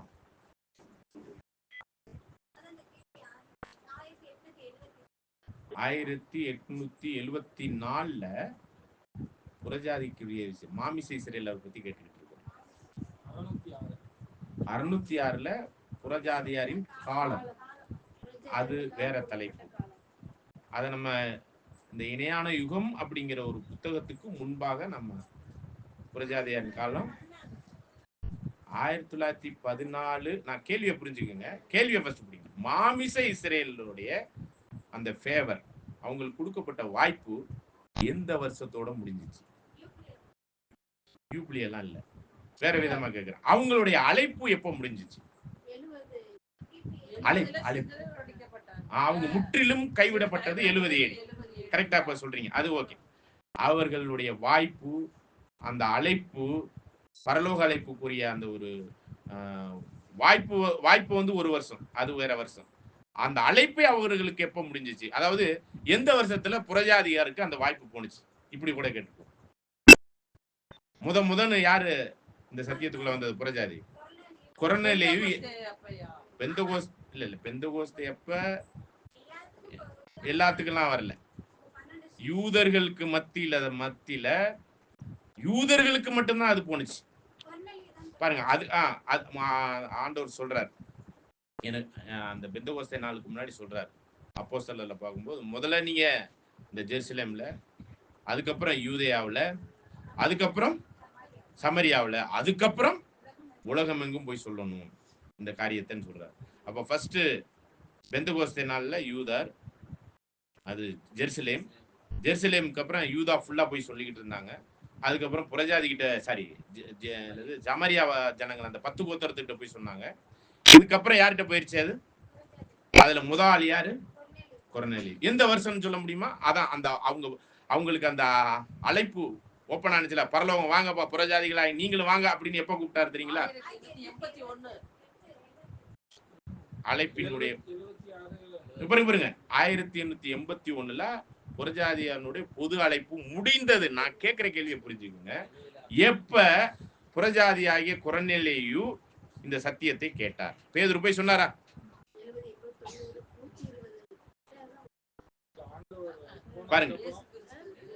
பாருங்க கொர்நேலியு அப்போஸ்தலர் காலத்திலே 40-45 சகோதரர் என்ன சொல்றாருன்னா போன பிறகுதான், சரிங்களா? மரிச்சது 33 AD-ல, சரிங்களா? 33 AD-ல. அதுல இருந்து எத்தனாவது வருஷம் கொர்நேலியுக்கு இந்த சத்தியம் போனது? 5-6 அவ்வளவுதான் இல்ல, 40 இல்ல, 5-6 வருஷம் கூட இல்லைங்கிறாரு.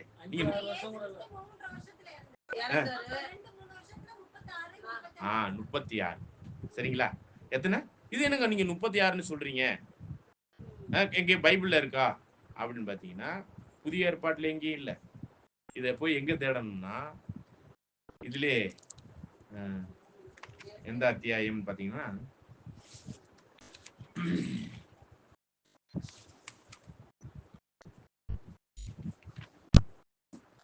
3வது அத்தியாயம். 3வது அத்தியாயம் என்னது?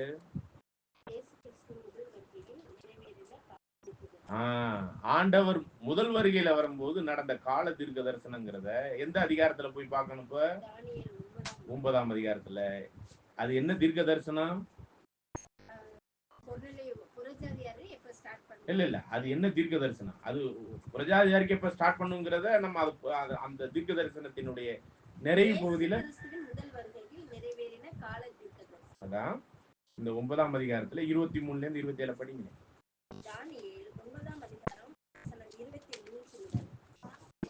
நீ மிகவும் பிரியமானவன், ஆதலால் நீ வேண்டிக் கொள்ள தொடங்கின போதே கட்டளை வெளிப்பட்டது, நான் அதை 23 23 23ல இருந்து படி. நீ மிகவும் பிரியமானவன், ஆதலால் நீ வேண்டிக் கொள்ள தொடங்கின போதே கட்டளை வெளிப்பட்டது, நான் அதை அறிவிக்க வந்தேன். இப்போதும் சொல்லுகிற வார்த்தையை நீ கவனித்து கேட்டு தரிசனத்தை அறிந்து கொள். மீறுதலை தவிர்க்கிறதற்கும், அதாவது இஸ்ரேல் ஜனங்கள் அந்த மீறுதல்லாம் அவங்க பண்ணிக்கிட்டு இருக்கிறாங்க இல்லையா, அந்த மீறுதல் நிமித்தம் தான் பாபிலோன்ல போய் சிறையே இருக்கிறாங்க தானியேல் காலத்துல. புரியுதுங்களா? எஸ்ரா நெகமியா காலத்துல எல்லாம் அவங்க என்ன பண்ணப்பட்டிருக்கிறாங்க? மீறுதலுக்கு உட்பட்டு தான் அந்த புரஜாதியாரின் காலம் 606 BC ஆரம்பிக்குது. சரிங்களா? மீறுதலை எல்லாம் தவிர்ப்பதற்கும், பாவங்களை தொலைக்கிறதற்கும், அவங்க செஞ்ச தப்பெல்லாம் இல்லாமக்கிறது எப்படி? ஆடு மாடை பலி செலுத்தினா ஆயிருமா? அப்ப பாவத்தை இல்லாமக்கிறதுக்கு என்ன பண்ணணும்? பாவம் இல்லாமல் ஆக்குவதற்கு இஸ்ரேல் ஜனங்களுக்கு என்ன பண்ணணும்? பாவம் இல்லாத ஒரு ஆட்டுக்குட்டி பலியாகணும். யார் அந்த பாவம் இல்லாத ஆட்டுக்குட்டி? அது இஸ்ரேல் ஜனங்களுக்கு மட்டுமா? உலகத்தின் பாவங்களை சுமந்து தீர்க்கிற தேவாட்டுக்குட்டி. பாவங்கள் இல்லாமல் ஆக்குவதற்கு. அப்பனா ஒரு குறிப்பிட்ட காலத்தை வைக்கிறார். இது இந்த குறிப்பிட்ட காலத்துல ஆண்டவர் என்ன பண்ணிடணும்? மீட்கும் பொருளை கொடுத்து விட வேண்டும். பாவம் இல்லாமல் ஆக்குவதற்கு அவர் ரத்தத்தை சிந்தி அவர் மீட்கும் பொருளை கொடுத்து விட வேண்டும் அப்படிங்கிறத சொல்றார். ஒரு குறிப்பிட்ட காலம் கொடுக்க போறார். அதை பத்தி அட்வான்ஸா பேசிக்கிட்டு இருக்காரு. இதெல்லாம் சரி பண்றதுக்கு, இந்த பாவங்கள் இல்லாமல் ஆக்குவதற்கு. படிங்க. அக்கிரமம், பாவம்ங்கிறது தெரியாம செய்யறதா இருக்கலாம். அக்கிரமம்னா தெரிஞ்சே செய்யக்கூடிய. இவ்வளவு வித்தியாசம் புரிஞ்சுக்கிட்டா போதும். சரிங்களா? அக்கிரமத்தை அப்ப அக்கிரமம் செய்யற அந்த பாவங்களுக்கெல்லாம் நிவாரணை செய்வதற்கு. படிங்க. நித்திய நீதியை வருவிக்கிறதற்கு. நித்திய நீதி அப்படிங்கறத யார் தான் கொண்டாட முடியும்? பிதாவாகிய தேவன் வருவாரா பூமிக்கு? அவர் தான் நித்திய நீதியை நிலைநாட்டினவர் இந்த பூமியில. அதை அப்ப பரலோகத்திலிருந்து இந்த பூமியில செயல்படுத்துவதற்கு, தேவ சித்தத்தை நிறைவேற்றி அந்த நித்திய நீதியை நிலைநாட்டுவதற்கு அப்ப யார் தான் வரணும்? கிறிஸ்து வரணும். படிங்க. தரிசனத்தையும் தீர்க்க தரிசனத்தையும் முத்திகரிக்கிறதுக்கும். தரிசனத்தையும் தீர்க்க தரிசனத்தையும் ஒரு சில விஷயத்தை முத்திரிக்கிறதுனா ஒரு சில விஷயம் புரியும், ஒரு சில விஷயம் புரியாமலே போயிடும். இஸ்ரேல் ஜனங்களுக்கு புரியாம போனதுனால அவர்கள் இஸ்ரேல் ஜனங்கள் இடரலுக்கு ஏதுவான கல்லா யார் மாறிடுவா? கல்லா யார் மாறுவா? கிறிஸ்து அவர்களுக்கு இடரலுக்கு ஏதுவான கல்லாகி அவர்கள் இந்த தீர்க்க தரிசனத்தையும் என்ன சொல்லியிருக்காரு? நித்திய நீதியை வருவிக்கிறதற்கும் தரிசனத்தையும் தீர்க்க தரிசனத்தையும் முத்திகரிக்கிறதுக்கும். தீர்க்க தரிசனம் அப்படிங்கிறதுக்கும் தரிசனத்துக்கு என்ன வித்தியாசம் இருக்குன்னு தெரிஞ்சுக்க முடியுமா? சொல்ல முடியுமா?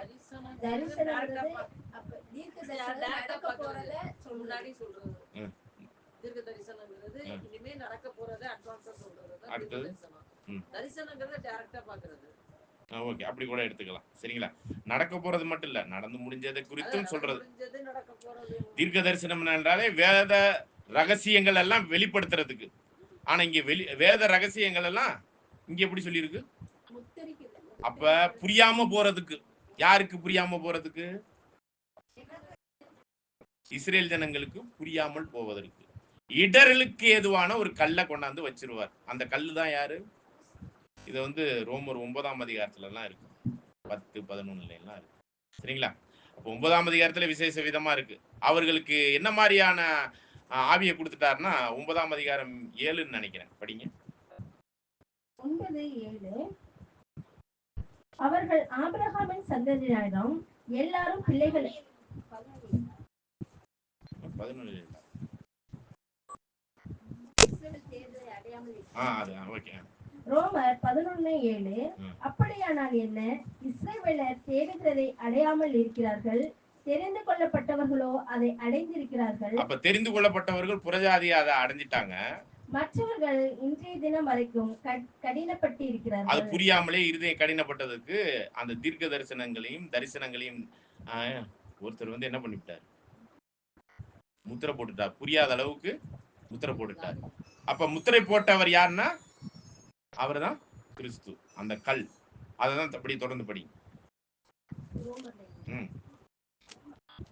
கன நித்திரையின் ஆவியையும் காணாதிருக்கிற கண்களையும் கேளாதிருக்கிற காதுகளையும் தேவன் அவர்களுக்கு கொடுத்தார் என்று எழுதியிருக்கிறபடியாய். அப்ப இந்த தீர்க்க தரிசனம் ஏசாயா 29:10 இருக்கு, சரிங்களா? 10:11 அவர்களுக்கு புரியாத அளவுக்கு ஒரு ஆவியை கொடுத்து, கன நித்திரையின் ஆவியை கொடுத்து, இந்த தீர்க்க தரிசனங்களும் கிறிஸ்து பேசின ஓமைகளும் அதனுடைய அடையாள பாசைகளும் புரியாத அளவுக்கு அவர்களுக்கு என்ன ஒரு ஆவியை கொடுத்துட்டாரு, முத்திரை போட்டுட்டாரு.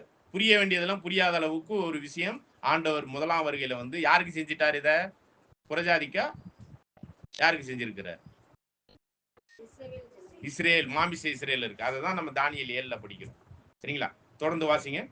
மகா பரிசுத்தம் உள்ளவரை அபிஷேகம் இங்க படிங்க ரொம்ப.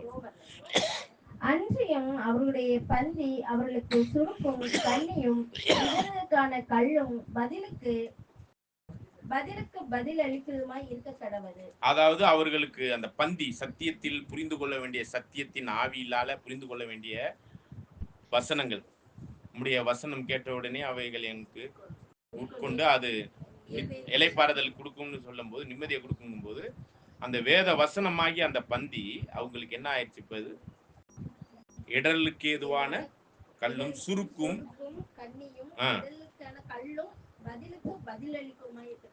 இருக்க கடவுது. 10 வரையும் படிச்சிருங்க. காணாதபடிக்கு அவர்களுடைய கண்கள் அந்தகாரப்பட கடவுது, அவர்களுடைய முதுகை எப்பொழுதும் குனிய பண்ணும் என்று தாவீது சொல்லி இருக்கிறான். தாவீது சங்கீதத்துல 69:22-23 வசனத்துல சொல்லி இருக்கிறது என்னன்னா, அந்த தீர்க்க தரிசனங்களும் முத்திரிக்கப்பட்டாச்சு. யாருக்கு? புரியாம போயிருச்சு. யாருக்கு? அப்ப அந்த புரியாமல் போவதற்கான ஒரு காரியம் கிறிஸ்துவனுடைய முதல் வருகையில ஞானஸ்தானம் எடுத்ததுல இருந்து அவர் பேச ஆரம்பிச்சாரு. அவங்க எந்த அளவுக்கு புரிஞ்சுக்கலன்னா, மெசியாவே கொல்ற அளவுக்கு, ஒருத்தர் கொல்ற அளவுக்கு அந்த தீர்க்க தரிசனம் புரியாம போச்சு, சரிங்களா? அவங்க அந்த ரத்த பலி என் மேல உழுவட்டுன்ட்டார். மத்தேயு 23:37-38 வசனங்கள்ல, கோழி தன் குஞ்சுகளை காப்பாற்றுவதற்கு எத்தனையோ முறை நான் வந்து உங்களை காப்பாத்தி இருக்கிறேன், நீங்களோ மனசு இல்லாம போயிட்டீங்க அப்படின்னா, இந்த தீர்க்க தரிசனமும் இந்த தரிசனங்களும் அவர்களுக்கு முத்திரிக்கப்பட்டாச்சு, புரியாம போயிருச்சு. ஆனா அங்கிருந்து அற்பமாக எண்ணப்பட்ட, ஒண்ணுமே அறிவில்லாத, மீன் பிடிக்கிற, வரி வசூலிக்கிற, தெளிவற்ற ஒரு நிலைமையில இருக்கக்கூடிய, படிக்காத அந்த ஜனங்களாகி அந்த பேதுரு, யாக்கோபு, யோவான் போன்றவர்களுக்கு இது என்ன ஆயிடுச்சு? அதே இஸ்ரேல் ஜனங்கள் மத்தியில சிலருக்கு மட்டும் அது புரிஞ்சிச்சு. ஆனா மற்ற ஏனைய தெளிவா படிச்சவங்க, தெளிவா ஞானிகள், எல்லா அதிகாரத்துல உள்ளவங்களுக்கு எல்லாம் எது புரியல? இடர்களுக்கு ஏதுவாக அது முத்திரிக்கப்பட்ட ஒரு விஷயமா மாறிடுச்சு. இப்ப தானியேலுக்கு வாங்க.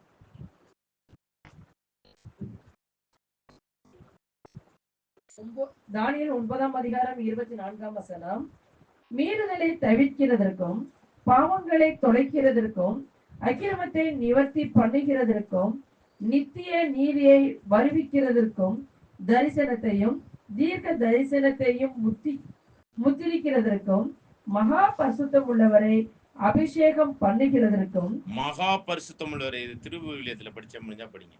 மகா பரிசுத்தம் உள்ளவரை அபிஷேகம் செய்வதற்கும், சரிங்களா? மகா பரிசுத்தம் உள்ளவரை அபிஷேகம் செய்வதற்கும். தொடர்ந்து வாசிங்க. உன் ஜனத்தின் மேலும் உன் பரிசுத்த நகரத்தின் மேலும் 70 வாரங்கள் செல்லும்படி குறிக்கப்பட்டு இருக்கிறது. 70 வாரம் ஆகும். அப்ப மகா பரிசுத்தரை அபிஷேகம் செய்கிறது. அபிஷேகம் செய்கிறவர் யார்? அபிஷேகம் செய்யப்பட்டவர் யார்? அபிஷேகம் செய்கிறவர் பிதாவாகிய தேவன், அபிஷேகம் பண்ணப்பட்டவர் ஆண்டவராகிய இயேசு கிறிஸ்து. எப்ப அபிஷேகம் செய்யப்பட்டார்? 30 வயசுல. அதுக்கு முன்னாடி அபிஷேகம் பண்ணப்பட்டது. அவர் வந்து ஞானி அப்படிங்கிற வார்த்தையா இருக்கும் போதே அவர் அபிஷேகம் செய்யப்பட்டவர். சரிங்களா? ஆனால் மனுஷனாக வந்த பிறகு பரிசுத்தாவினால் அபிஷேகம் செய்யப்பட்டவர் யாரு? எத்தனை வயசுல? இதெல்லாம் நடக்கிறதுக்கு எத்தனை வாரம் செல்லும்? 70 வாரம் செல்லும். சரிங்களா? அப்ப அந்த 70 வாரம் போகிறது முடிஞ்சா எது வந்துடும்னா, இந்த தீர்க்க தரிசனங்களும் இஸ்ரேல் ஜனங்களுக்கு முற்றிலும் புரியாம, முற்றிலும் இந்த ஆசீர்வாதமான காரியத்திற்கு உட்படாத அளவுக்கு அவர்கள் தேவனுடைய கிருபையிலிருந்து தூரமாக்கப்படுவார்கள். முற்றிலும் இந்த தெய்வீக அழைப்பிலிருந்து அவர்கள் கைவிடப்படுவார்கள். ஒரு தேசமாகவே கைவிடப்படுவார்கள் அப்படிங்கிறதையும் இதுல இருந்து நம்ம புரிந்து கொள்ள முடிகிறது. இப்ப திரும்ப வந்துடலாம். ரோமர் 11ஆம் அதிகாரத்துல 10 வரையும் படிச்சீங்க. 11, 12, 13, 14 படிச்சீங்க. ரோமர் 10ஆம் அதிகாரம் 11ஆம் அதிகாரம் 11 முதல்.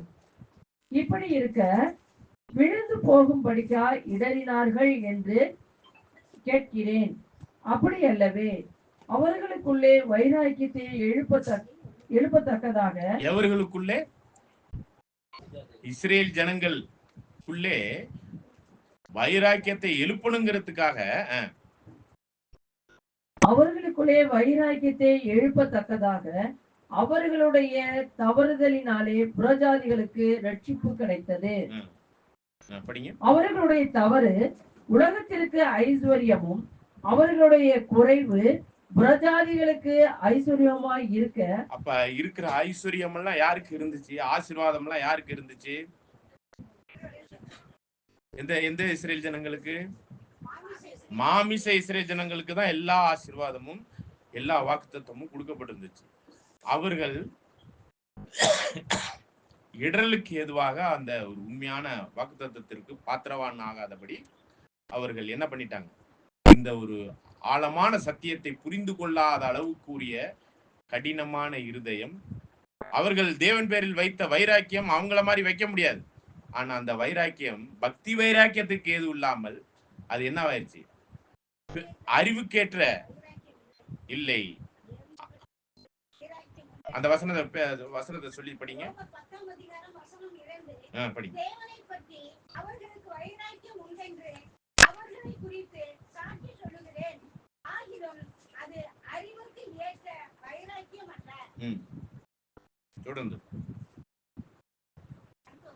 தொடர்ந்து அந்த அதே வசனத்தை வாசி. 10ல.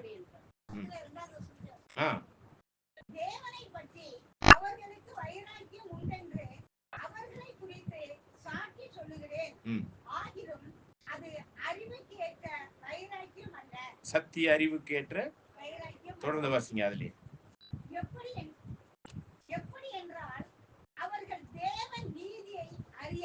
பாருங்க, தேவ நீதியை நிலைநாட்டுவதற்கும் தானியேல்ல படிச்சோமா? அந்த நித்திய நீதியை வருவிக்கிறதுக்கு தான் இந்த 70 வாரம். அதுல கிறிஸ்து வந்துதான் இதெல்லாம் பண்ண போறாரு. ஆனா இவர்களுக்கு அந்த தேவ நீதி என்னவாயிருச்சு பாருங்க.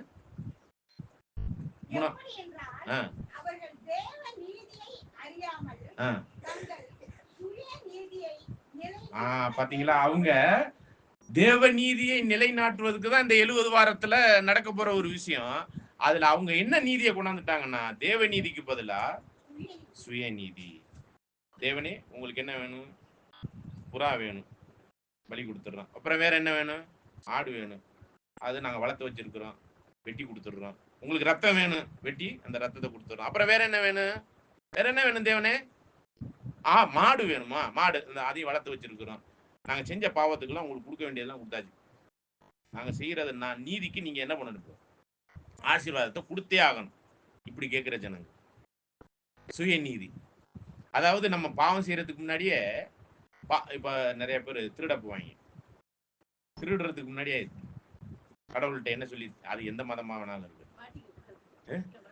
கடவுளையே நான் மாட்டிக்க கூடாது. திருடுறதுல உங்களுக்கு ஒரு 10% உங்களுக்கு சரி, குறைச்சா சொல்றேன்னா சரி 20% உங்களுக்கு, மிச்சம் 80% எனக்கு.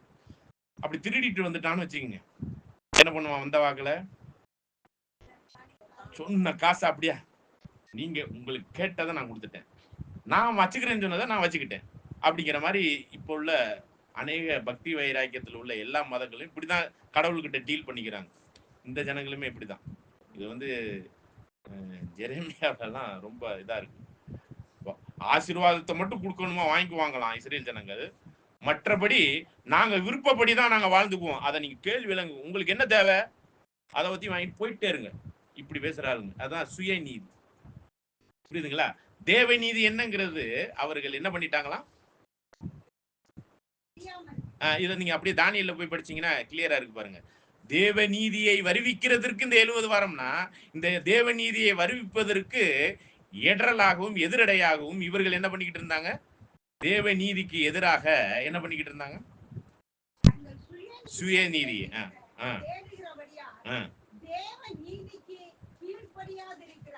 அப்ப தேவ நீதி வந்து தானியல் புத்தகம் அந்த 70 வார இதுல தரிசனத்திலே சொல்லிட்டார். தேவ நீதியை நிறைவேற்றுறதுக்கு தான் கிறிஸ்து வருவாரு. அதற்கு எதிரடையாக அந்த தேவ நீதியை நிறைவேற்ற வந்த கிறிஸ்துவுக்கு எதிரடையாக என்ன பண்ணிட்டாங்க. படிங்க, தொடர்ந்து படிங்க. கீழ்ப்படியாமல்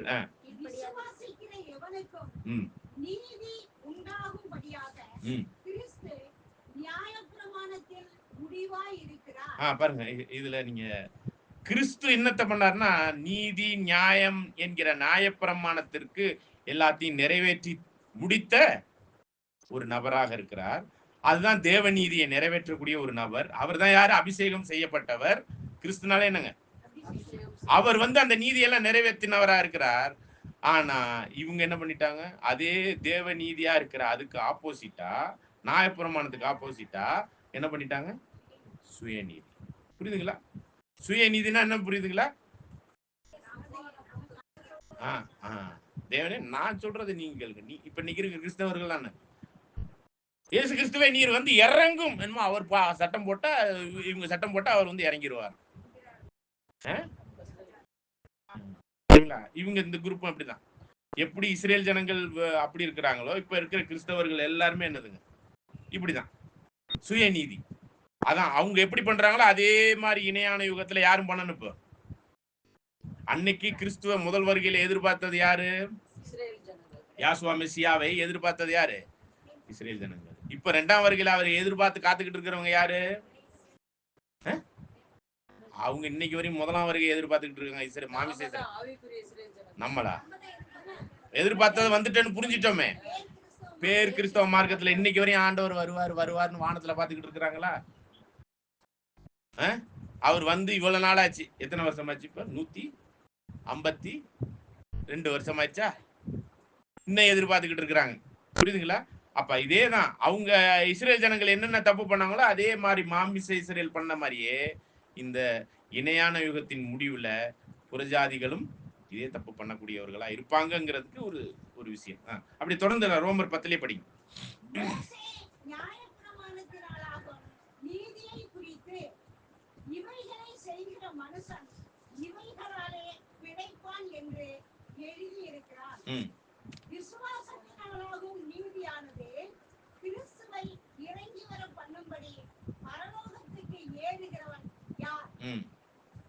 அதாவது கிறிஸ்து அந்த நீதியை செய்யறதுக்கு தான் இறங்கி வந்தாரு.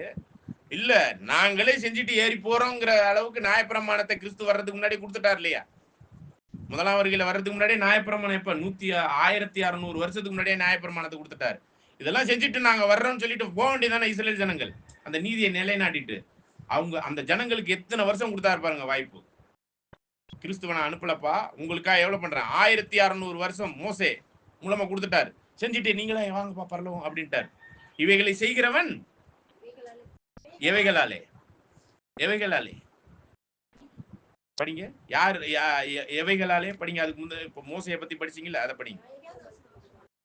5வது வசனம். மோசே நியாயப்பிரமாணத்தின் நாளாகும் நீதியை குறித்து இவைகளை செய்கிற மனுஷன் இவைகளாலே பிழைப்பான் என்று எழுதியிருக்கிறான். அப்ப இவைகளை செய்யறதுன்னா எதை செய்யணும்? இந்த நீதி நியாயப்பிரமாணம். மோசே கொடுத்த நியாயப்பிரமாணம் கிறிஸ்து வருவதற்கு எத்தனை வருஷத்துக்கு முன்னாடி கிடைச்சதுங்க? 1600 வருஷம் முன்னாடி. சரிங்களா? அத கிடைச்சத இவங்க என்ன பண்ணிட்டாங்க? ஏதாவது செஞ்சாங்களா? சுயநீதியை வச்சுட்டாங்க. தொடர்ந்து வாசிங்க. 6. விசுவாசத்தின் நாளாகும் நீதியானது கிறிஸ்துவை இறங்கி வர பண்ணும்படி பரலோகத்துக்கு ஏறுகிறவன் யார்?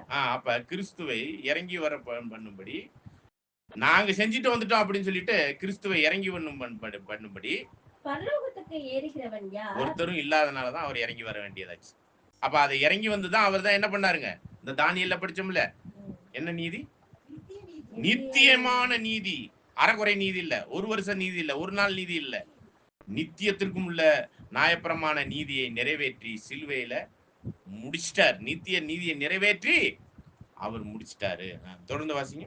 அல்லது கிறிஸ்துவை மரித்தோரிலிருந்து ஏறி வர பண்ணும்படி பாதாளத்துக்கு இறங்குகிறவன் யார்? அப்ப அவர் செத்துட்டார். அவர் செத்தார் இல்லையா? ஆண்டவர் செத்தாரா இல்லையா? எப்ப செத்தார்? அது 30 வயசுல ஞானஸ்தானம் எடுத்து நீதியெல்லாம் நிலைநாட்டிட்டு செத்தார்.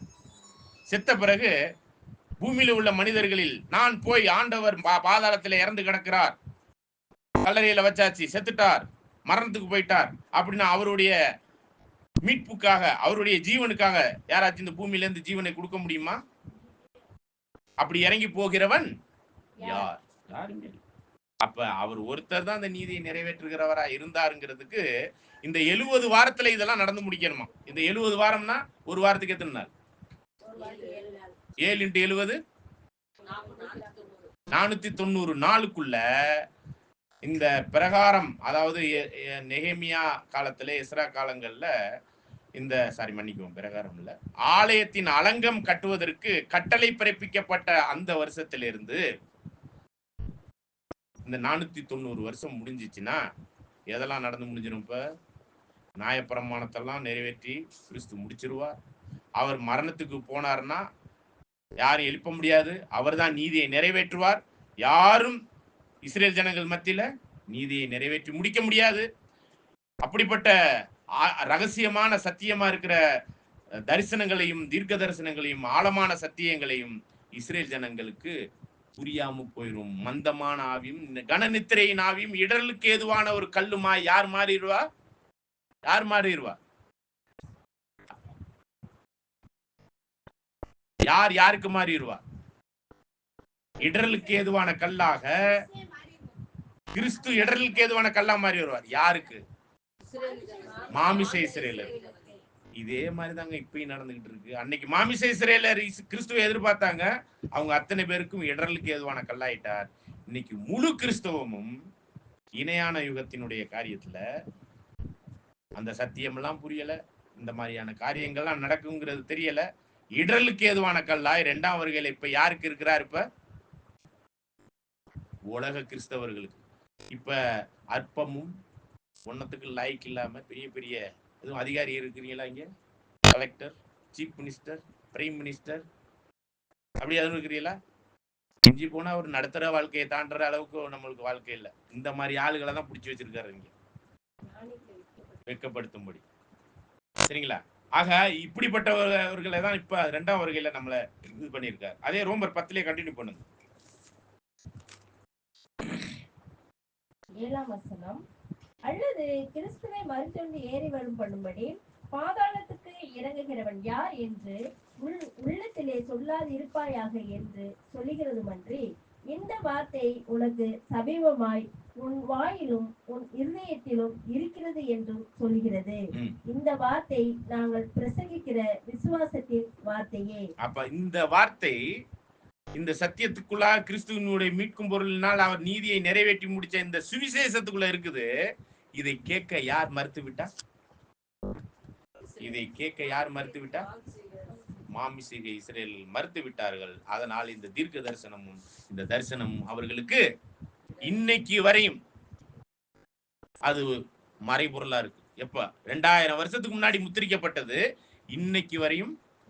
அப்ப எப்ப முத்திரிக்கப்பட்டதுன்னு பாத்தீங்கன்னா, இந்த 70 வாரம் முடியும் பொழுது இதெல்லாம் அவங்களுக்கு புரியாம, சுத்தமா புரியாம போயிரும். அப்ப 70 வாரங்கிறதா நம்ம என்னன்னு பார்த்தோம்? ஒரு வாரத்துக்கு 7 நாள்னா 490 நாள்னா 490 நாள் இஸ் ஈக்குவல் டு தீர்க்க தரிசனத்துல 490 நாள் இஸ் ஈக்குவல் டு தீர்க்க தரிசனத்துல அப்படியே பார்த்தோம்னா வருஷமா. அப்ப அலங்கம் கட்டப்படுவதற்கான அந்த விஷயம் கொடுக்கப்பட்டது நாளிலிருந்து 490 வருஷம் முடியும் போது இஸ்ரேல் ஜனங்கள் முற்றிலும் கைவிடப்பட்டு விடுவார்கள். அதாவது அழைப்பிலிருந்து முற்றிலும் அந்த அழைப்புக்குள்ள வராத அளவுக்கு அவர்கள் இருதய கடினத்தினால், அவர்கள் சுயநீதியினால் இந்த தீர்க்க தரிசனங்கள்லாம் புரியாமல் போய் அவங்களுக்கு என்ன ஆயிரும், அவங்களுக்கான அழைப்பு, அவர்களுக்கான ஃபேவர்னா அவர்கள் மேல காட்ட வேண்டிய அந்த வாய்ப்பு, அழைப்பின் வாய்ப்பு, அழைப்பு எல்லாம் என்ன ஆயிரும், முடிவுக்கு வந்துடும். அப்ப அவர்களுக்கான அழைப்பும் அந்த பரலோக வாய்ப்பும் முடிவுக்கு வந்துருச்சுன்னா அல்டிமேட்லி வேற ஆளுக்கு போகணும். புரியுதுங்களா? அது எப்போ போகும்னா இந்த 70 வாரம் முடியும் போது போகும். இதை வச்சுதான் இந்த கேள்வி, இப்ப கேட்ட கேள்விக்கான பதிலை இவ்வளவு நேரம் தேடிக்கிட்டு இருக்கிறோம். சரிங்களா? இந்த கேள்விக்கான பதில் என்ன? இப்ப கேள்வி என்னன்னு சொல்லுங்க பார்ப்போம். இப்ப நம்ம கேட்ட கேள்வி என்ன? அதுக்கு எப்ப போனுச்சு, இவங்களுக்கு எப்ப இந்த அழைப்பு முடிஞ்சிச்சு? எவர்களுக்கு அழைப்பு முடிஞ்சிச்சு? மாமிச இஸ்ரேல் ஜனங்களுக்கு எப்ப முடிஞ்சிச்சு அப்படின்னா இந்த 70 வாரம் முடியும் பொழுது அவர்களுக்கான பரலோக அழைப்பு முடியும். அதுக்கு அதே நேரத்துல ஒரு குரூப்புக்கு ஓபன் ஆகும். அது யாரு? புறஜாதிக்கு இந்த வாய்ப்பின் அழைப்பு ஸ்டார்ட் ஆகும். அப்ப எப்படி இஸ்ரேல் ஜனங்களை தேவன் இப்படி வழி நடத்தி கொண்டாந்து வந்து இப்படி எல்லாம் அந்த அழைப்பை க்ளோஸ் பண்ணாரோ அதே மாதிரி அதே கால அளவு யாருக்கும் இருக்கும். புறஜாதிகளை அழைத்த தேவன் அதே காலக்கணக்கின் ஈக்குவலான காலக்கணக்கில் அவர்களையும் என்ன பண்ணிடுவார், பொது அழைப்பை நிறுத்துவார். எப்படி இஸ்ரேல் ஜனங்களுக்கு அப்படிங்கும் போது அந்த 70வது வாரம் எப்ப நடந்துச்சுன்னு தெரியுமா? 69 வாரம் முடியும் பொழுது 70வது வாரத்துல எத்தனை நாள் இருக்கு? 7 நாள். 7 நாளினுடைய முதல் நாள்ல ஒரு விஷயம் நடந்துச்சு. அது என்னன்னு சொல்ல முடியுமா? மேசியா சங்கரிக்கப்பட்டதா? மேசியாவா ஆகிறது அப்படின்னா திருவிவிலியத்துல படிங்க. மேசியா ஆனது எப்படி? மேசியான என்ன அர்த்தம்? அபிஷேகம் செய்யப்பட்டது. நம்ம படிச்சோம் இல்லையா முதல் வசனம், அதுல தானியேல் 9:23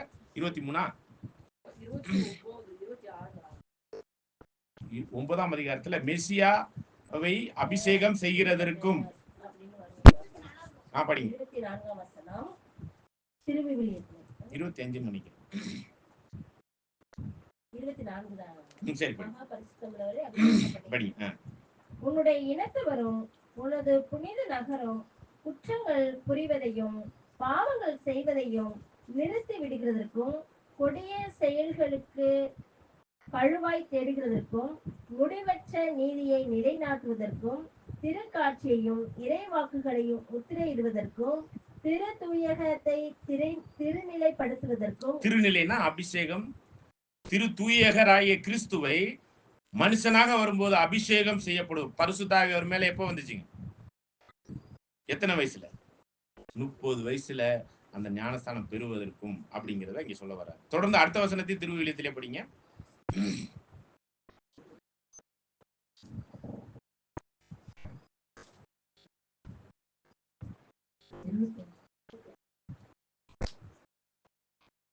ஆகவே நீ அறிந்து தெரிவு பெற வேண்டியதாவது எருசலேமை மீண்டும் கட்டி எழுப்புமாறு கட்டளை பிறப்பிப்பதற்கும்.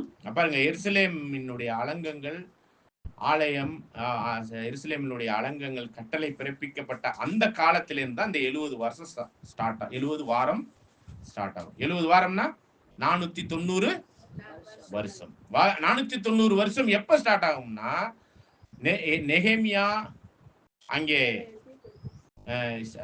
சைரஸ் தரியு காலத்துல அங்கே பாபிலோன் உடைய ராஜ்யத்துல அங்கே அந்த கட்டளையை வாங்கிக்கிட்டு வந்து இந்த அலங்கத்தை கட்டுவதற்கு அங்கே பர்மிஷன் வாங்குறார். அந்த வருஷத்துல இருந்து தான் கட்டளையை வாங்கிக்கிட்டு வரக்கூடிய அந்த கட்டளை கொடுக்கப்பட்ட காலத்துல இருந்து அந்த வருஷத்துல இருந்து எது ஸ்டார்ட் ஆகும்? 70 வாரம் தீர்க்க தரிசனம் 490 வருஷம் நடக்கும். தொடர்ந்து வாசிங்க. அரசராக திருப்பொழிவு செய்யப்பட்டவர். அரசராக திருப்பொழிவு செய்யப்பட்ட இதுல எந்த பைபிள்ல படிங்க? இதுல மகா பரிசுத்தம் உள்ளவரை அபிஷேகம் பண்ணுகிறதற்கும் உன் ஜனத்தின் மேலும் உன் பரிசுத்த நகரத்தின் மேலும் 70 வாரங்கள் செல்லும்படி குறிக்கப்பட்டு இருக்கிறது. தொடர்ந்து இப்போதும் நீ அறிந்து உணர்ந்து கொள்ள வேண்டியது என்னவென்றால் எருசலேமை திரும்ப எழுப்பித்து கட்டுகிறதற்கான கட்டளை வெளிப்படுவது முதல் பிரபுவாகிய மேசியா வரும் மட்டும்.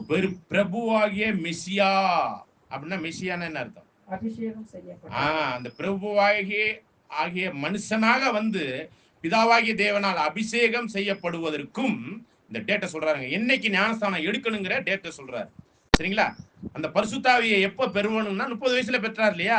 அந்த டேட் வர்றதுக்கு எத்தனை வாரம் போகணும்?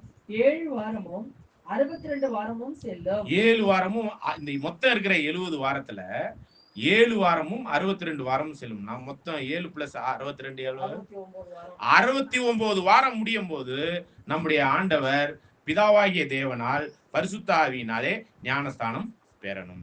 இது லூக்காவுல கிளியரா படிக்கிறோம். 30 வயசுல அவர் ஞானஸ்தானம் பெற்றார். அப்ப மிச்சம் இருக்கிற வாரம் எத்தனை? 1 வாரம். ஒரு வாரத்துக்கு எத்தனை நாள்? 7 நாள். இந்த 7 நாளைக்குள்ளதான் இதுக்கு முன்னாடி படிச்ச அந்த தீர்க்க தரிசனங்களை முத்திரிக்கிறதுக்கும் நீதியை நிறைவேற்றுவதற்கும் இது மாதிரி காரியங்கள் எல்லாம் செய்வதற்கும் பிரபுவாகிய மெசியா பரிசுத்தமானவரை அபிஷேகம் செய்யப்பட்ட காலங்கள்ல இது நடக்கும்னு சொல்லிட்டார். அப்ப அந்த 7 நாள் தான் 7 வருஷம். 7 நாள். இந்த கடைசி 70வது வாரம் தான் 1 வாரம். அந்த 1 வாரத்துல எத்தனை நாள் இருக்கு? 7 நாள். இந்த 7 நாளைக்குள்ள கிறிஸ்து ஞானஸ்தானம் அடைந்து இந்த நீதி எல்லாம் நிறைவேற்றி முடித்து அந்த காரியத்திற்குரிய தீர்க்க தரிசனங்கள் எல்லாம் யூதர்களுக்கும் இஸ்ரேல் ஜனங்கள் மாமிச இஸ்ரேலர்களுக்கும் புரியாம வச்சு அவர்களை முழுவதும் கைவிடப்பட்ட நிலைமையில அந்த அழைப்புல இருந்து நிராகரிக்கக்கூடிய ஒரு காலம் இந்த கடைசி வாரத்துல முடிஞ்சிடும். அப்ப 70 வாரம் முடியும் போது பரலோக அழைப்புக்குரிய மாமிச இஸ்ரேலினுடைய பரலோக அழைப்புக்குரிய விஷயம் என்ன ஆயிரும்? க்ளோஸ் ஆயிரும். சரிங்களா? அப்ப ஆண்டவர் ஞானஸ்தானம் பெற்றதுல இருந்து 7 வருஷம் கால்குலேட் பண்ணும் பொழுது 30 வயசுல 29 ஏடியில அவர் ஞானஸ்தானம் எடுக்கிறார். 29 ஏடியில ஞானஸ்தானம் எடுக்கிறார். அதுல இருந்து 7 வருஷம் கூட்டினீங்கன்னா எத்தனாவது வருஷத்துல இந்த மாமிச இஸ்ரேலுக்கான அந்த பரலோக அழைப்பு க்ளோஸ் ஆகுது, முடியுது? 36. அதே வருஷத்துலதான் யாருக்கு அழைப்பு ஸ்டார்ட் ஆகுது? யாருக்கு ஃபர்ஸ்ட்? கொர்நேலியுவுக்கு பேதுரு போறார். சத்தியம் சொல்ல போனார் இல்லையா? அது எப்பதான் 36 இது தூங்கி எந்திரிக்கும் போது சொல்லணும். நீங்க இந்த விளக்கம் சொல்றதுக்கு புரியுதுங்களா? 36 ஏடியில தாங்க புறஜாதியாகிய நமக்கு இந்த பரலோக அழைப்பு கிடைச்சிச்சு அப்படின்னு நீங்க சொல்லணும். சரிங்களா? அப்ப புறஜாதிக்கு அழைப்பு கிடைக்கும் பொழுது மாமிச இஸ்ரேலருக்கு அழைப்பு முடிந்தது. சரிங்களா? அழைப்பு முடிந்தது. ஆனா அவர்களுக்கான ஃபேவர்னா அந்த வாய்ப்பு, அழைப்பின் வாய்ப்பு எப்ப குறைய ஆரம்பிச்சிச்சு, அந்த வாய்ப்பு எப்போ நிராகரிக்கப்பட ஆரம்பிச்சிச்சுன்னு பாத்தீங்கன்னா, இவர்களே என்ன சொன்னாங்க? இவருடைய இரத்த பலி அப்படின்னு எந்த வருஷத்துல சொன்னாங்க? 33 தான் அவங்க சொன்னாங்க, சாவகிறதுக்கு முன்னாடி. அப்பையிலேருந்து அந்த வாய்ப்பு, அழைப்பின் வாய்ப்பு என்ன, அழைப்பினுடைய வாய்ப்பு குறைய ஆரம்பிச்சிச்சு. அதுல இருந்து 33 ஆண்டவர் மரித்த அந்த டேட்ல இருந்து அந்த வாய்ப்பு யாருக்கு வர ஆரம்பிச்சிருச்சு? புறஜாதிக்கு வாய்ப்பு தான் வந்துச்சு. ஆனா அந்த வாய்ப்புல அழைப்பு எப்ப ஓபன் ஆனிச்சு? 36. இதெல்லாம் கரெக்டா கால்குலேட் பண்ணீங்கன்னா எல்லாமே புரிஞ்சிருந்த இணையான யுகத்தினுடைய எல்லா விஷயத்தையும் நீங்க கண்ணு அப்படி தட்டி எழுப்பினாலும் புரிய ஆரம்பிச்சிடும். இதான் நீங்க படிச்சீங்கன்னா புரியும் இனிமே. சரிங்களா? சொல்ற விஷயம் எல்லாம் திரும்ப சொல்லவா, இல்ல நான் கேள்வி கேட்க பதில் சொல்றீங்களா? போதும்டா சாமி. சரிங்களா? இதை நம்மளுக்கு புரிஞ்சுக்கிறதுக்கு 5 வருஷம் ஆச்சுங்க. சரிங்களா? இதை படிச்சு புரியல, நம்மளுக்கு எல்லாம் புரியல, ஒண்ணுமே புரியல. படிச்சு புரிஞ்சுக்கிறதுக்கு நம்மளுக்கு 5 வருஷம் ஆச்சு. என்னமோ தேவன் நம்மளுக்கு அப்படி ஒரு வாய்ப்பு கொடுத்துட்டாரு. இதை புரிஞ்சுக்கிறதுக்கு இப்போ உங்களுக்கு எடுத்துக்கொண்ட டைம் எவ்வளவு? சரிங்களா? அப்ப பாருங்க, நான் திரும்ப அந்த கேட்ட கேள்வி கேட்கிறேன். இந்த 70வது வாரத்தினுடைய நிறைவு பகுதியில தான் இவ்வளவு விஷயம் நடக்குது. எது போறது? இவங்க கைவிடப்படுறது, நித்திய நீதியை நிலைநாட்டுவது, நியாயப்பிரமாணமாகிய எல்லா நீதிகளையும் நிலைநாட்டுவது, தீர்க்க தரிசனத்தையும் யாருக்கு முத்திரிக்கப்படுறது? மாமிச இஸ்ரேலுக்கு ஒண்ணுமே புரியாம போறது, இதெல்லாம் எங்க நடக்க, எந்த காலகட்டத்தில் நடக்கணும்? 69 வாரம் முடிந்து 70வது வாரத்தில், 69வது வாரம் சொல்லாதீங்க, 70வது வாரத்துல இதெல்லாம் நடக்கும். திரும்ப தானியேலுக்கு வாங்க, 25 படிங்க. இப்போதும் நீ அறிந்து உணர்ந்து கொள்ள வேண்டியது என்னவென்றால், எருசலேமை திரும்ப எடுப்பித்து கட்டுகிறதற்கான கட்டளை வெளிப்படுவது முதல் பிரபுவாகிய மேசியா வருமட்டும் 7 வாரமும் 62 வாரமும் செல்லும். அவைகளில் வீதிகளும் அலங்கங்களும் மறுபடியும் கட்டப்படும். ஆனாலும் இடுக்கமான காலங்களில் இப்படியாகும். ஆனாலும் கட்டப்பட்டிருந்தாலும் இவைகள் எல்லாம் இடுக்கமான காலம்னு ஒண்ணு வந்து அவங்களை முற்றிலும் மகா ஓத்திரத்துக்கு ஒத்த ஒரு நிலைமையில அவர் தேவன் கைவிடுவார் அப்படிங்கிறார். நல்லா கவனிங்க, இந்த 70 வாரம் முடியும், இது அதுக்கப்புறம் இவங்களுக்கு ஒரு இடுக்கமான ஒரு காலம் வரும், கஷ்டமான ஒரு காலம் வந்துடும், தேவன் முற்றிலும் அவர்களை கைவிடக்கூடிய ஒரு காலம் வந்துடும் இந்த 70 வாரம் முடிஞ்சவன அப்படிங்கிறதையும் சொல்லிட்டார். சரிங்களா? தேவன் முற்றிலும் அவர்களை அழைப்பிலிருந்தும் எல்லா வாய்ப்பிலிருந்தும் நிராகரிக்கக்கூடிய ஒரு காலம் வந்துடும் இந்த 70 வாரம் முடிஞ்சவன அப்படிங்கிறத சொல்றார். தொடர்ந்து வாசிங்க. அந்த 62 வாரங்களுக்கு பின்பு மேசியா சங்கரிக்கப்படுவார். அதாவது 7 வாரம் மற்றும் 62 வாரம் மொத்தமா சேர்த்து அப்படி பார்க்கணும். இதை 62 வாரம் சென்ற பின்னா முதல்ல 7 சொல்றார், அப்புறம் என்ன சொல்றார்? 62 சொல்றாருல. அப்ப மொத்தம் எத்தனாவது வாரத்துல? 69 வாரங்கள். அப்ப 69வது வாரத்திற்கு பின்பு இருக்கிறது எத்தனாவது வாரம்? 70வது வாரம். 70வது வாரத்துல மெசியா சங்கரிக்கப்படுவார். அப்படின்னா சாவாரு. இதெல்லாம் நீதியை, நித்திய நீதியையும் பாவத்துக்கு நிவாரணையும் குற்ற நிவாரணையும் எல்லா பலிகளையும் ஒரே பலியினால் நிறைவேற்றி முடிக்கிறது எத்தனாவது ஒரு வாரத்துலதான்? 70வது வாரத்துல. எந்த 70வது வாரத்துல எந்த நாள்ல படிங்க. ஆனாலும் தமக்காக அல்ல, நகரத்தையும் பரிசுத்த ஸ்தலத்தையும் வரப்போகிற பிரபுவின் ஜனங்கள் அழித்து போடுவார்கள். பாருங்க, இந்த 70 வாரம் முடிஞ்ச பிறகு வரப்போகிற பிரபுவின் ஜனங்கள் கட்டின அலங்கம், ஆலயம் எல்லாத்தையும் என்ன பண்ணிடுவாங்க? என்ன பண்ணிடுவாங்க? அழித்து போடுவாங்க. அப்ப ஆண்டவர் வாழ்ந்து கொண்டிருக்கிற நேரத்துல இந்த உலகத்தையே ஆண்ட ஒரு பிரபு என்ன பண்ணுவார்? வந்து இந்த இஸ்ரேல் ஜனங்களுடைய ஆலயம், அவங்க தேசம் எல்லாத்தையும் கைப்பற்றி முற்றிலும் சிதறடிச்சு அந்த தேசத்திலே இல்லாத அளவுக்கு அவங்கள என்ன பண்ணிடுவார்? அது யார் பண்ணுவா? அதை யார் பண்ணுவா? பிரபுவாகிய மெசியாவா?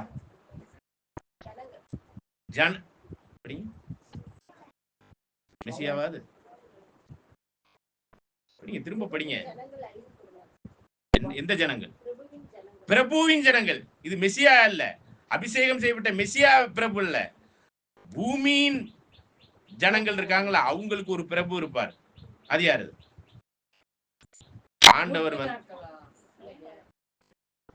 ஆண்டவர் வாழ்ந்து கொண்டிருந்த நாட்களில் பூமியில ராஜாவா இருந்தது யார்? ஆண்டவர் 33 வயசு வரையும் வாழ்ந்தாரா? அந்த நாள்ல இந்த உலகத்தை ஆண்டு கொண்டிருந்தது யார்? மனுஷன்.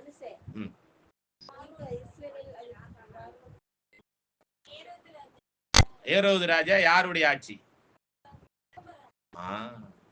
அந்த ரோம ராஜ்யத்தின் செசார் வந்து இந்த 70 வாரம் முடிகிற தருணத்துல முடிஞ்ச பிறகு அவங்களை முற்றிலுமே அழித்து போட்டுருவார். அதான் 69 ஏடியில 70 ஏடியில ஆலயம் இடிக்கப்பட்டது, உலகமெல்லாம் சிதறடிக்கப்பட்டது. முற்றிலுமே தேவனுடைய எல்லா வகையான இதிலிருந்தும் அழிக்கப்படுவதற்கு, நிராகரிக்கப்படுவதற்கு, கைவிடப்படுவதற்கு யாரை நியமிச்சிட்டார் இந்த பூமியில? ரோமராஜ்யத்தின் செசார், நீரோ ராஜா, இவங்கெல்லாம் ரோமராஜ்யத்தின் இவங்க வந்து என்ன பண்ணிடுவாங்க? இந்த தேசத்தை முற்றிலும் கைவிட்டுருவார். அழைப்பு 36 ஏடியில யாருக்கு முடியுது? மாமிச இஸ்ரேலுக்கு. அழைப்பு எப்ப தொடங்குது? புறஜாதிக்கு அழைப்பு எப்ப தொடங்குது? சரிங்களா? அப்படி அழைப்பு குழப்பம் சொல்லலாம் இல்ல, நீங்க பதிலு கரெக்டா சொல்லணும், மாத்தி சொல்றதுனாலதான் கேள்வி கேட்கிறேன். சரிங்களா? ஒத்து வரணும். நீங்க எல்லாம் டீச்சர்கள், கணக்கு பாக்குறவங்க, வரவு செலவு கணக்கு பாக்குறவங்க, எல்லாம் தெளிவா பாருங்க. பிறந்த நாள் மறக்குதா? தேர்ந்தெடுத்து இருக்கிறாரு. விதைக்க ஒரு காலம் உண்டு, அறுக்க ஒரு காலம் உண்டு. வானத்தை பார்த்தே கண்டுபிடிக்கிறோம்ல, இதை கண்டுபிடிக்கிறது இல்லையா? நம்ம கண்டுபிடிக்கணும், புரியணும். சரிங்களா? அப்ப இந்த பிரபுவின் ஜனம் யாருன்னா, ரோம ராஜ்யத்தின் ராஜா வந்து இந்த ஜனங்களை, இஸ்ரேல் ஜனங்களை ஒண்ணுமே இல்லாம, அந்த கோயில் இல்லாம, எதுவுமே இல்லாம, மாமிசத்துல கட்டப்பட்ட அந்த கோயில்லாம் இல்லாம 70 AD முற்றிலும். அவங்க அழைப்பு எப்ப முடிஞ்சு? திரும்ப அதே கேள்வி கேட்கிறேன். அப்ப இன்னொரு ஜனங்களுக்கு ஒரு அழைப்பு வந்துச்சு. அது எப்ப? 36. எங்க முடியுதோ அங்க இன்னொருத்தவங்களுக்கு அழைப்பு போகுது. ஆனா அவங்களுடைய அந்த வாய்ப்பு எப்ப அப்படி தேவன் வாய்ப்பை அப்படியே கொஞ்சம் கொஞ்சமா விட ஆரம்பிச்சாரு? இஸ்ரேல், மாமிச இஸ்ரேலுக்கு எப்ப அந்த வாய்ப்பை விட ஆரம்பிச்சாரு? அந்த வாய்ப்பு அவங்களே கேட்டுக்கிட்டாங்க. இவங்களுடைய ரத்த பலி என் மேல இருக்கட்டும். அந்த வாய்ப்பை 3 அத கொஞ்சம் அண்டர்ஸ்டாண்ட் பண்ணுங்க. 33ல அந்த வாய்ப்பை இழந்தார்கள். அழைப்பின் வாய்ப்பை இழந்தார்கள். அழைப்பை இழந்தது எப்ப? இது டிஃபரெண்ட் புரிஞ்சுக்குங்க. சரிங்களா? அப்ப ஆண்டவர் எப்ப மரித்தாரோ அந்த இடத்துல இருந்து அவங்களுக்கான வாய்ப்பு முடிஞ்சிச்சு. அதுக்கப்புறம் ஜஸ்ட் கொஞ்ச நாளைக்கு கொஞ்சம் ஃபேவர் பண்ணார். கொஞ்சம் கொஞ்சமா அந்த வாய்ப்பு முடிய அந்த வாய்ப்பு கொஞ்சம் கொஞ்சமா யாருக்கு போயிட்டு இருந்துச்சு?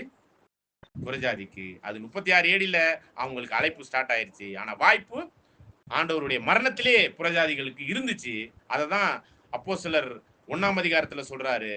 முதலாவது ஜெருசலேமிலும், 2வது யூதேயாவிலும், 3வது சமாரியாவிலும், 4வது எங்க போகணும் நீங்க? அப்ப அந்த வாய்ப்பை எப்ப சொல்லிட்டாரு? பெந்தகோஸ்தே நாளுக்கு முன்னாடியே அந்த வாய்ப்பு யாருக்கு போறாதா சொல்லிட்டாரு? புறஜாதிக்கு போயிருப்பா. அதுக்குள்ள நீங்க என்ன ஆயிருங்க? இஸ்ரேல் ஜனங்களே, மாமிச இஸ்ரேல் ஜனங்களே, நீங்க தயவு செய்து அந்த வாய்ப்புல, அழைப்புக்குள்ள வந்துருங்க. அந்த காலகட்டம் முடியறதுக்குள்ள, புரியுதுங்களா? அந்த 70 வாரம் முடியறதுக்குள்ள நீங்க என்ன பண்ணிருங்க? வந்துருங்க. தொடர்ந்து இங்க தானியேலுக்கே வந்துருங்க. 27ஆம் வசனம். அவர் ஒரு வாரம் அளவும் அநேகருக்கு உடன்படிக்கையை உறுதிப்படுத்தி அந்த வாரம் பாதி சென்ற போது பலியையும் காணிக்கையையும் ஒழிய பண்ணுவார். அருவருப்பான செட்டைகளுடைய பாழாக்குகிறவன் வந்து இறங்குவான். அதுக்கப்புறம் தான் அந்த கிறிஸ்துவெல்லாம் வருவான். நிர்ணயிக்கப்பட்டிருக்கிற நிர்மூலம் பாழாக்குகிறவன் மேல் தீரு மட்டும் சொரியும் என்றான். இதெல்லாம் பாழாக்குறவன் வந்து அந்த கிறிஸ்து வர்ற வரையும் இந்த காரியம் எல்லாம் நடந்துகிட்டே இருக்கும் பல நாட்கள். ஆனா 70 வாரங்கிறது எப்ப முடிஞ்சிடும்? நான் மாத்தி கேள்வி கேட்கிறேன், புரிஞ்சுக்கோங்க. 70 வாரம் எந்த ஏடியில முடியும்? கொஞ்சம் யோசிச்சு பொறுமையா சொல்லுங்க.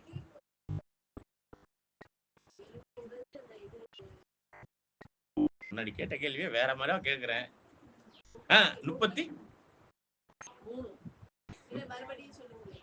70 வாரம் எப்போ முடியும்? 36ல. சகோதரி சொல்றது கரெக்டா? சகோதரி சொன்னது கரெக்ட். 70 வாரம் 36ல முடியும். புரியுதுங்களா? அது முடியும் பொழுதுதான் இஸ்ரேலுக்கான அழைப்பு முடியும், புறஜாதிக்கான அழைப்பு வரும். சரிங்களா? அப்ப இணையான யுகத்துல இது ரொம்ப முக்கியமான பகுதி. மாமிச இஸ்ரேலுக்கு நடந்த சம்பவம். இதெல்லாம் எப்படிங்க இந்த வாட்ச் டவர்ல இருந்து எழுதுனாங்க? நடக்கிறதுக்கு முன்னாடி எப்படி எழுதி இதுக்கு இதே மாதிரி புறஜாதிகளுக்கும் நடக்கும்ட்டார். இதை நம்ம அடுத்த கூடுகையில பார்க்கலாம். அப்ப கேள்வி என்னன்னா, என்னது? புறஜாதிகளுக்கு அழைப்பு எப்ப வந்தது? அதே டேட்ல தான் யாருக்கு அழைப்பு முடிஞ்சது?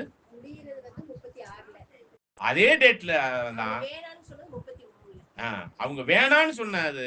தேவன்ட்ட எங்களுக்கு அதெல்லாம் வேணாம் அப்படின்னு சொல்லி சுயநீதியை செஞ்சுக்கிட்டு அந்த தீர்க்க தரிசனங்கள் இதெல்லாம் அவங்களுக்கு புரியாத அளவுக்கு போற அளவுக்கு அவங்க அந்த வசனம் படிச்சோம்ல ரோமர்ல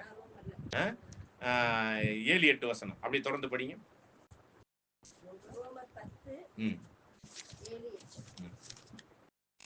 ரோமர் 10ஆம் அதிகாரம் 7 மற்றும் 8ஆம் வசனம்.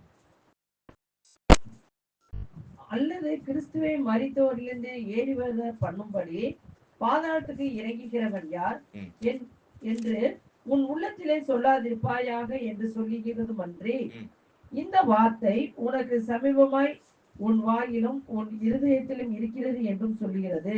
அப்ப இந்த சத்தியம் ஏற்றுக்கொண்ட பக்கத்துல இருக்கு. ஏற்றுக்கொள்ளணும்னா எல்லாமே தூரம் ஆயிருது.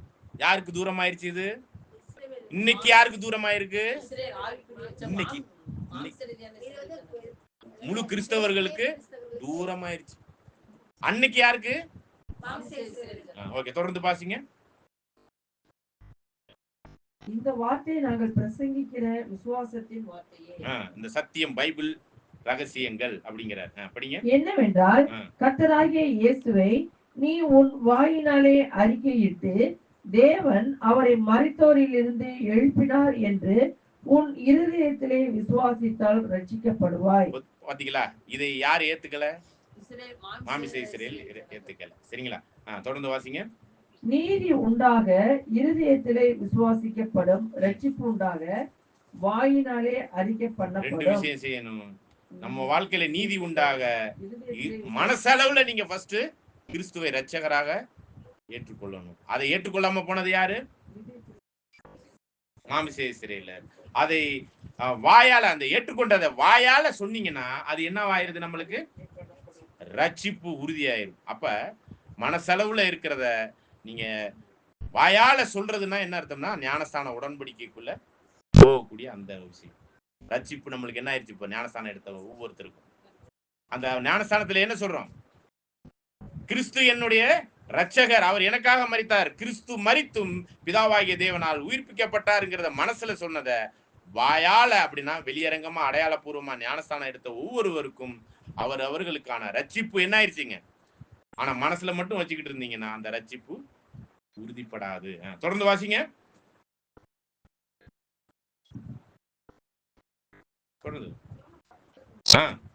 அவரை விசுவாசிக்கிறவன் எவனோ அவன் வெட்கப்படுவது இல்லை என்று வேதம் சொல்லுகிறது. கிளியரா வசனம் என்ன சொல்லுதுன்னா, ஆண்டவரை விசுவாசிக்கிறவன் வெட்கப்பட போறதே இல்லை.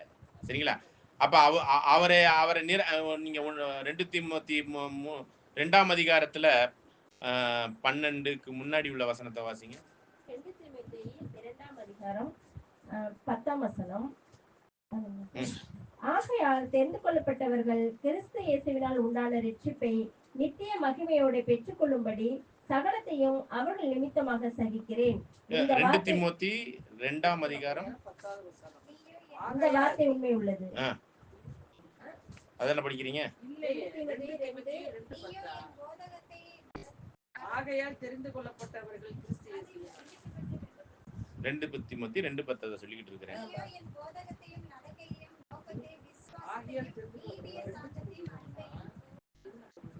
2 தீமோத்தி 2:10.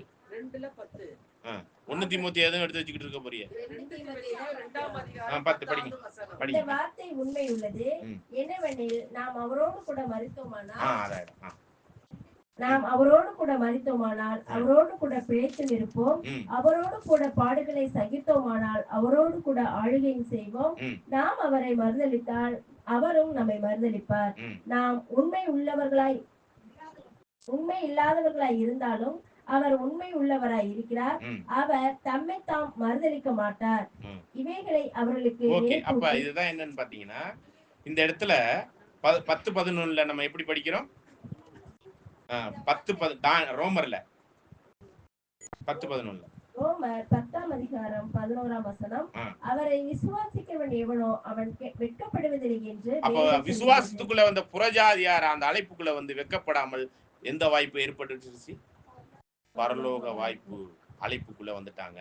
தொடர்ந்து வாசிங்க. யூதன் என்றும் கிரேக்கன் என்றும் வித்தியாசமே இல்லை. இந்த விசுவாசத்துக்குள்ள வர்றதுக்கு யூதன்னு இல்ல, கிரேக்கன் இல்ல, யாரு வேணாலும் வரலாம். மனுக்குலத்தில் பிறந்த யாரு வேணாலும் இந்த அழைப்புக்குள்ள வரலாம். சரிங்களா? தொடர்ந்து வாசிங்க. எல்லாருக்கும் கர்த்தரானவர் தம்மை தொழுது கொள்ளுகிற யாவருக்கும் ஐஸ்வர்யம் சம்பன்னனாய் இருக்கிறார். அவர் அள்ளி அள்ளி கொடுக்கிறவரா இருக்கிறார். இந்த உலகத்திலே அவ்வளவு பெரியதான ரட்சிப்பை இஸ்ரேலுக்கு மட்டுமா வச்சாரு? மாமிச இஸ்ரேலுக்கு மட்டுமா வச்சாரு? அந்த வாய்ப்பை யாருக்கும் கொடுத்துட்டாரு? நமக்கும் கொடுத்துட்டாரு. தொடர்ந்து வாசிங்க. ஆதலால் கர்த்தருடைய நாமத்தை தொழுது கொள்ளுகிற எவனும் ரட்சிக்கப்படுவான். அவரை பாருங்க, அது திருவிழியத்தில் படிங்க அந்த வசனத்தை. அந்த வசனத்தை மட்டும்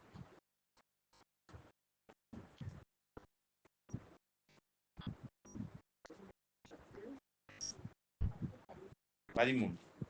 இதுல ஜோயல் 2:12 எடுத்து படிங்க. ரோமர் 10ஆம் அதிகாரம் 13வது வசனம். 10:13. ஆண்டவரின் திருப்பெயரை அறிக்கையிட்டு மன்றாடுகிறவர் எவரும் மீட்பு பெறுவர் என்று எழுதியுள்ளது அல்லவா? அறிக்கையிட்டு மன்றாடுகிறவர் எவரும் மீட்பு பெறுவர். ஓகே, இது இதுல படிங்க. Joel 2 Joel 2:32.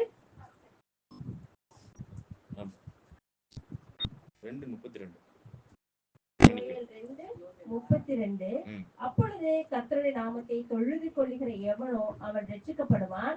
கர்த்தர் சொன்னபடி சீயோன் பர்வதத்திலும் எருசலேமிலும் கர்த்தர் வரவழைக்கும் மீதியானவர்களிடத்திலும் ரட்சிப்பு உண்டாயிருக்கும்.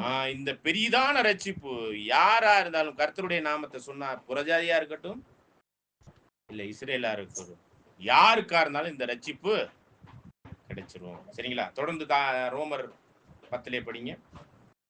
ரோமர் 10ஆம் அதிகாரம் 14ஆம் வசனம். அவரை விசுவாசியாதவர்கள் எப்படி அவரை தொழுது கொள்வார்கள்? அவரை குறித்து கேள்விப்படாதவர்கள் எப்படி விசுவாசிப்பார்கள்? பிரசங்கிக்கிறவன் இல்லாவிட்டால் எப்படி கேள்விப்படுவார்கள்? அனுப்பப்படாவிட்டால் எப்படி பிரசங்கிப்பார்கள்? சமாதானத்தை கூறி நற்காரியங்களை சுவிசேஷமாய் அறிவிக்கிறவர்களுடைய பாதங்கள் எவ்வளவு அழகானவைகள் என்று எழுதி இருக்கிறதே. ஆனாலும் சுவிசேஷத்துக்கு எல்லாரும் கீழ்ப்படியவில்லை. அதை குறித்து ஏசாயா, கர்த்தாவே, எங்கள் மூலமாய் கேள்விப்பட்டதை விசுவாசித்தவன் யார் என்று சொல்கிறான். ஆதலால் விசுவாசம் கேள்வியினாலே வரும், கேள்வி தேவனுடைய வசனத்தினாலே வரும். இப்படி இருக்க அவர்கள் கேள்விப்படவில்லையா என்று கேட்கிறேன். கேள்விப்பட்டார்கள். அவைகளின் சத்தம் பூமி எங்கும், அவைகளின் வசனங்கள் பூச்சக்கரத்து கடைசி வரைக்கும் செல்லுகிறதே. பாருங்க, ஆரம்பிச்சது எங்க? யூதர்கள் மத்தியில, ஜெருசலேம்ல. ஆனா போய் சேர வேண்டிய இடம் கடையெல்லையாகிய உலகத்தில் உள்ள எல்லா ஜனங்கள், புறஜாதிகள் மத்தியிலும் போய் கேட்டாச்சு இது. சரிங்களா? ஆதனூர் வரையும் வந்து கேட்டிருக்கு. ஓகே, படிங்க. இஸ்ரவேலர் அதை அறியவில்லையா என்று கேட்கிறேன். அறிந்தார்கள். முதலாவது மோசே, எனக்கு ஜனங்கள் அல்லாதவர்களை கொண்டு நான் உங்களுக்கு எரிச்சல் உண்டாக்குவேன், புத்தியினம் உள்ள ஜனங்களாலே உங்களுக்கு கோபம் ஊட்டுவேன் என்றான். அல்லாமலும் 32:21 இந்த வசனங்களை படிக்கிறோம். வேணாம், விட்டுருங்க. அப்படியே தொடர்ந்து. அல்லாமலும் ஏசாயா, என்னை தேடாதவர்களாலே கண்டறியப்பட்டேன், என்னை விசாரித்து கேளாதவர்களுக்கு வெளியரங்கமானேன் என்று தைரியம் கொண்டு சொல்லுகிறான்.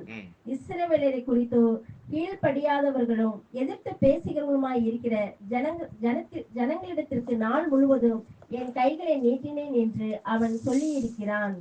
ஓகே, அன்புக்குரிய சகோதர சகோதரிகளே, என்ன மாதிரி சூழ்நிலையில இந்த அழைப்பு கிடைச்சிருக்கு புறஜாதிகளாகிய நமக்கு அப்படிங்கறத புரிந்து கொள்வதற்காக தான் இந்த இணையான யுகம். கிடைச்ச வாய்ப்பை நம்ம என்ன பண்ணிடக்கூடாது. ஆனா அழைப்பே, பொதுவான அழைப்பே இந்த இணையான யுகத்துல எப்ப முடியுது தெரியுங்களா? ஏறக்குறைய 1845 வருடம் யாக்கோபினுடைய மரணத்திலிருந்து இந்த அழைப்பு யூதர்களுக்கு எப்ப முடிஞ்சிச்சு?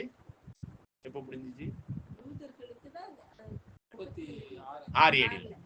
அப்ப யாக்கோபினுடைய மரணத்திலிருந்து 36 AD வரையும் 1845 வருஷம் தேவன் இஸ்ரேல் ஜனங்கள் மேல ஃபேவர், அவர்கள் மேல ஒரு வாய்ப்பை கொடுத்துக்கிட்டே இருந்தார். இந்த 1845 வருஷம் முடியும் போது அந்த அழைப்பே என்ன பண்ணிடுச்சு? என்ன பண்ணப்பட்டாச்சு? முடிஞ்சு போச்சு. யாருக்கு? இஸ்ரேலுக்கு. எந்த வருஷத்துல? 36 AD. மொத்தம் யாக்கோபினுடைய மரணத்திலிருந்து இது கால்குலேஷன் பண்ணணும்.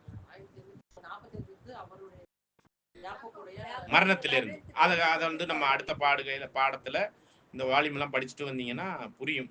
புரியலன்னா அடுத்த வாய்ப்புல நம்ம இதை பத்தி நான் தெளிவா பார்ப்போம். அந்த 1845 வருஷம் எப்படி வருது அப்படிங்கிறத இதே இணையான யுகம் புத்தகத்துலதான், அந்த அதிகாரத்துலதான் எழுதப்பட்டிருக்கு. யாக்கோபினுடைய மரணத்திலிருந்து அப்படின்னு சொல்லி. சரிங்களா? அதை வேணா நம்ம அடுத்து, ஏன்னா டைம் இல்லை, அதனால அப்படியே அடுத்த கூடுகைக்குள்ள போய் பார்ப்போம். அப்ப இப்ப யூதர்களுக்கு அந்த வாய்ப்பு எப்ப முடிய ஆரம்பிச்சிச்சு? வாய்ப்பு, அழைப்பு தான் 36ல முடிஞ்சிச்சு. 33 ஏன் முடிஞ்சிச்சு? 33 ஏன் சொல்றோம்?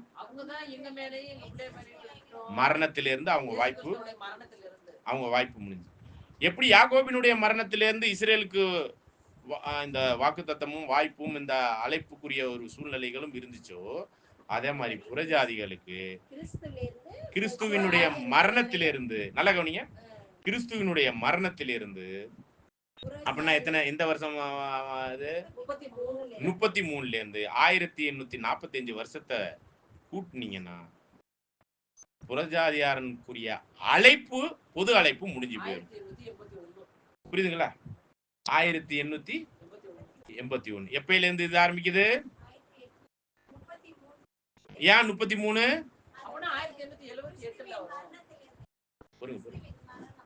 கிறிஸ்துவின் மரணத்திலிருந்து 33 ஏடியிலிருந்து 1845 இறப்புல இருந்து அந்த 33 இஸ்ரேல் ஜனங்கள் அழைப்பு தவற விட்டதுல இருந்து கால்குலேட் பண்ணா 1778. 33னா 78, 36னா 881. ஒரு நிமிஷம், நானே தப்பா சொல்றேன். 81 தானே வருது.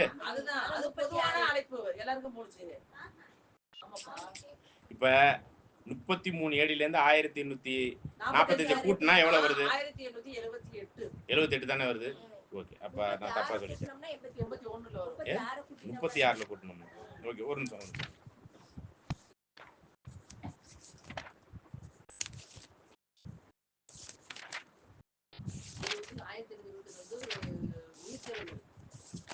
ஆ, 1881 வந்து பொதுவான அழைப்பு. ஒரு நிமிஷம்.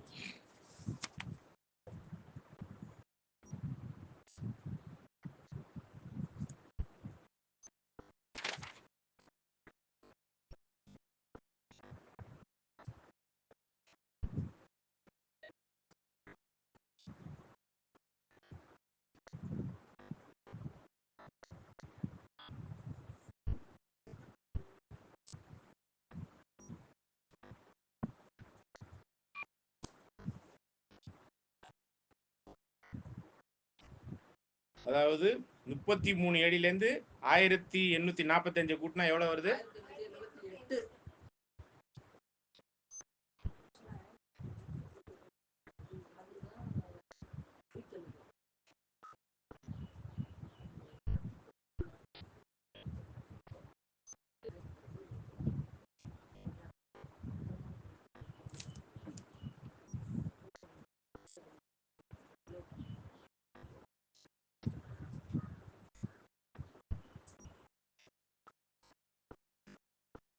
1845 பிளஸ் 33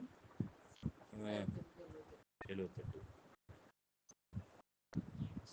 சரி, இது இந்த இணையான யுகத்தின் அழைப்பு பற்றிய இது வந்து கொஞ்சம் நம்ம அடுத்த கூடுகையில பார்ப்போம்.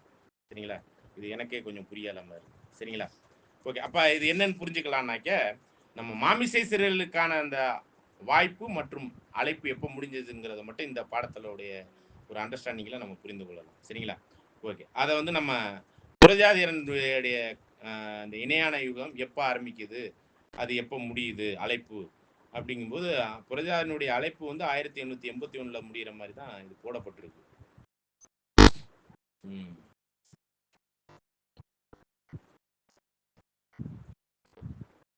ஓகே, நம்ம நிறைவு செஞ்சுக்கலாம். அப்ப இந்த இணையான யுகம்ங்கிற ஒரு பாடத்துல நம்ம விசேஷ விதமா இந்த 70 வார கால கணக்கு கொஞ்சம் டீப்பா போய் பார்த்தோம். இதை பார்த்தாதான் நம்ம அந்த அழைப்பு மற்றும் அந்த வாய்ப்புக்குரிய காரியங்கள்லாம் எப்ப யூதர்களுக்கு முடியுதோ அதற்கு இணையான காரியம் எங்கே யாருக்கு முடிஞ்சிடும்? புறஜாதிகளுக்கும் முடியுங்கிற ஒரு விஷயத்தை நம்ம புரிந்து கொள்ள முடியும். ஆகவே இந்த பாடத்தின் மூலமா நம்ம என்ன புரிஞ்சுக்கிறோம்னா, நம்ம தேவன் எவ்வளவு இரக்கமுள்ளவராக இருக்கிறாரோ அதே நேரத்தில் நீதியை நிலைநாட்டுவதில் எந்த சொந்த ஜனமா இருந்தாலும் நிராகரிக்கிறதுலையும் தெளிவா இருப்பார். அது புறஜாதி யூதர்களுக்கே எப்படின்னா, பிள்ளைகளுக்கே எப்படின்னா, நாய் நிலைமையில இருக்கிற நமக்கு என்னன்னு யோசிச்சு பாருங்க. சும்மாவெல்லாம் அப்படியே கிடைச்சிடாது நம்மளுக்கு. ஆகவே சுய ஒளிவ மரத்துக்கே இந்த நிலைமைனா, நாமெல்லாம் யாரு? காட்டு ஒளிவ மரங்களாம். சும்மா அப்படி ஒட்ட வைக்கப்பட்டிருக்கோம். சரியில்லைன்னா அப்படி வச்சுக்கிட்டே இருப்பாரா? ஆகவே அந்த வாய்ப்பு நம்மளுக்குமே முற்றிலும் நிராகரிக்கப்படுற ஒரு சூழ்நிலைகள்லாம் வேத ரீதியான இணையான யுகம் அப்படிங்கிற 1914 புறஜாதிகளுக்கும் அந்த ஒரு முற்றிலும் நிராகரிக்கப்படுகிற இஸ்ரேல 70 ஏடியில் நிராகரித்த மாதிரி அதை நிராகரிக்கப்படுகிற காலங்களை பற்றி இந்த இணையான யுகத்துல நம்ம பார்க்கிறோம். ஆகவே புறஜாதிகளாகிய நாம் கரெக்டா இந்த விசுவாசத்தின்படி நீதியை நிலைநாட்டி வாழ்ந்து கொண்டிருந்தால் வாய்ப்பு. அவருடைய சொந்த பிள்ளைகளுக்கே இப்படின்னா நம்மளுக்கெல்லாம் என்ன நிலைமைன்னு யோசிக்க வேண்டியிருக்கு. எச்சரிப்போடு இந்த ஒரு காரியங்களை புரிந்து தேவ நீதியில கொஞ்சம் கூட அவர் காம்ப்ரமைஸ் பண்ணவே மாட்டார். ஆமானா ஆமா, இல்லைன்னா இல்ல. நம்ம காணிக்க தாசமா பாவத்தெல்லாம் கொடுத்து உங்களுக்கு தேவையானதை வச்சுக்கோங்க, நான் செய்யறதை செஞ்சுக்கிட்டு இருக்கேன்னு நினைக்காதீங்க. இது ஒரு கண்டிப்பான ஒரு காரியத்திற்குரிய நீதி நிலைநாட்டுதலில் நம்ம புறஜாதியாகிய நாம் அவர் எதிர்பார்த்திருக்கிற அந்த நீதிக்கு எவ்வளவு நம்ம அன்பையும் நீதியையும் சத்தியத்துக்குள்ளும் வாழ வேண்டும் என்பதை புரிந்து விசுவாசத்தை காத்துக்கொண்டு ரட்சிப்புக்குள்ளாக கடந்து செல்வோம். தேவன் தாமே கிருபையோடு நம்மளை ஆசீர்வதிப்பாராக.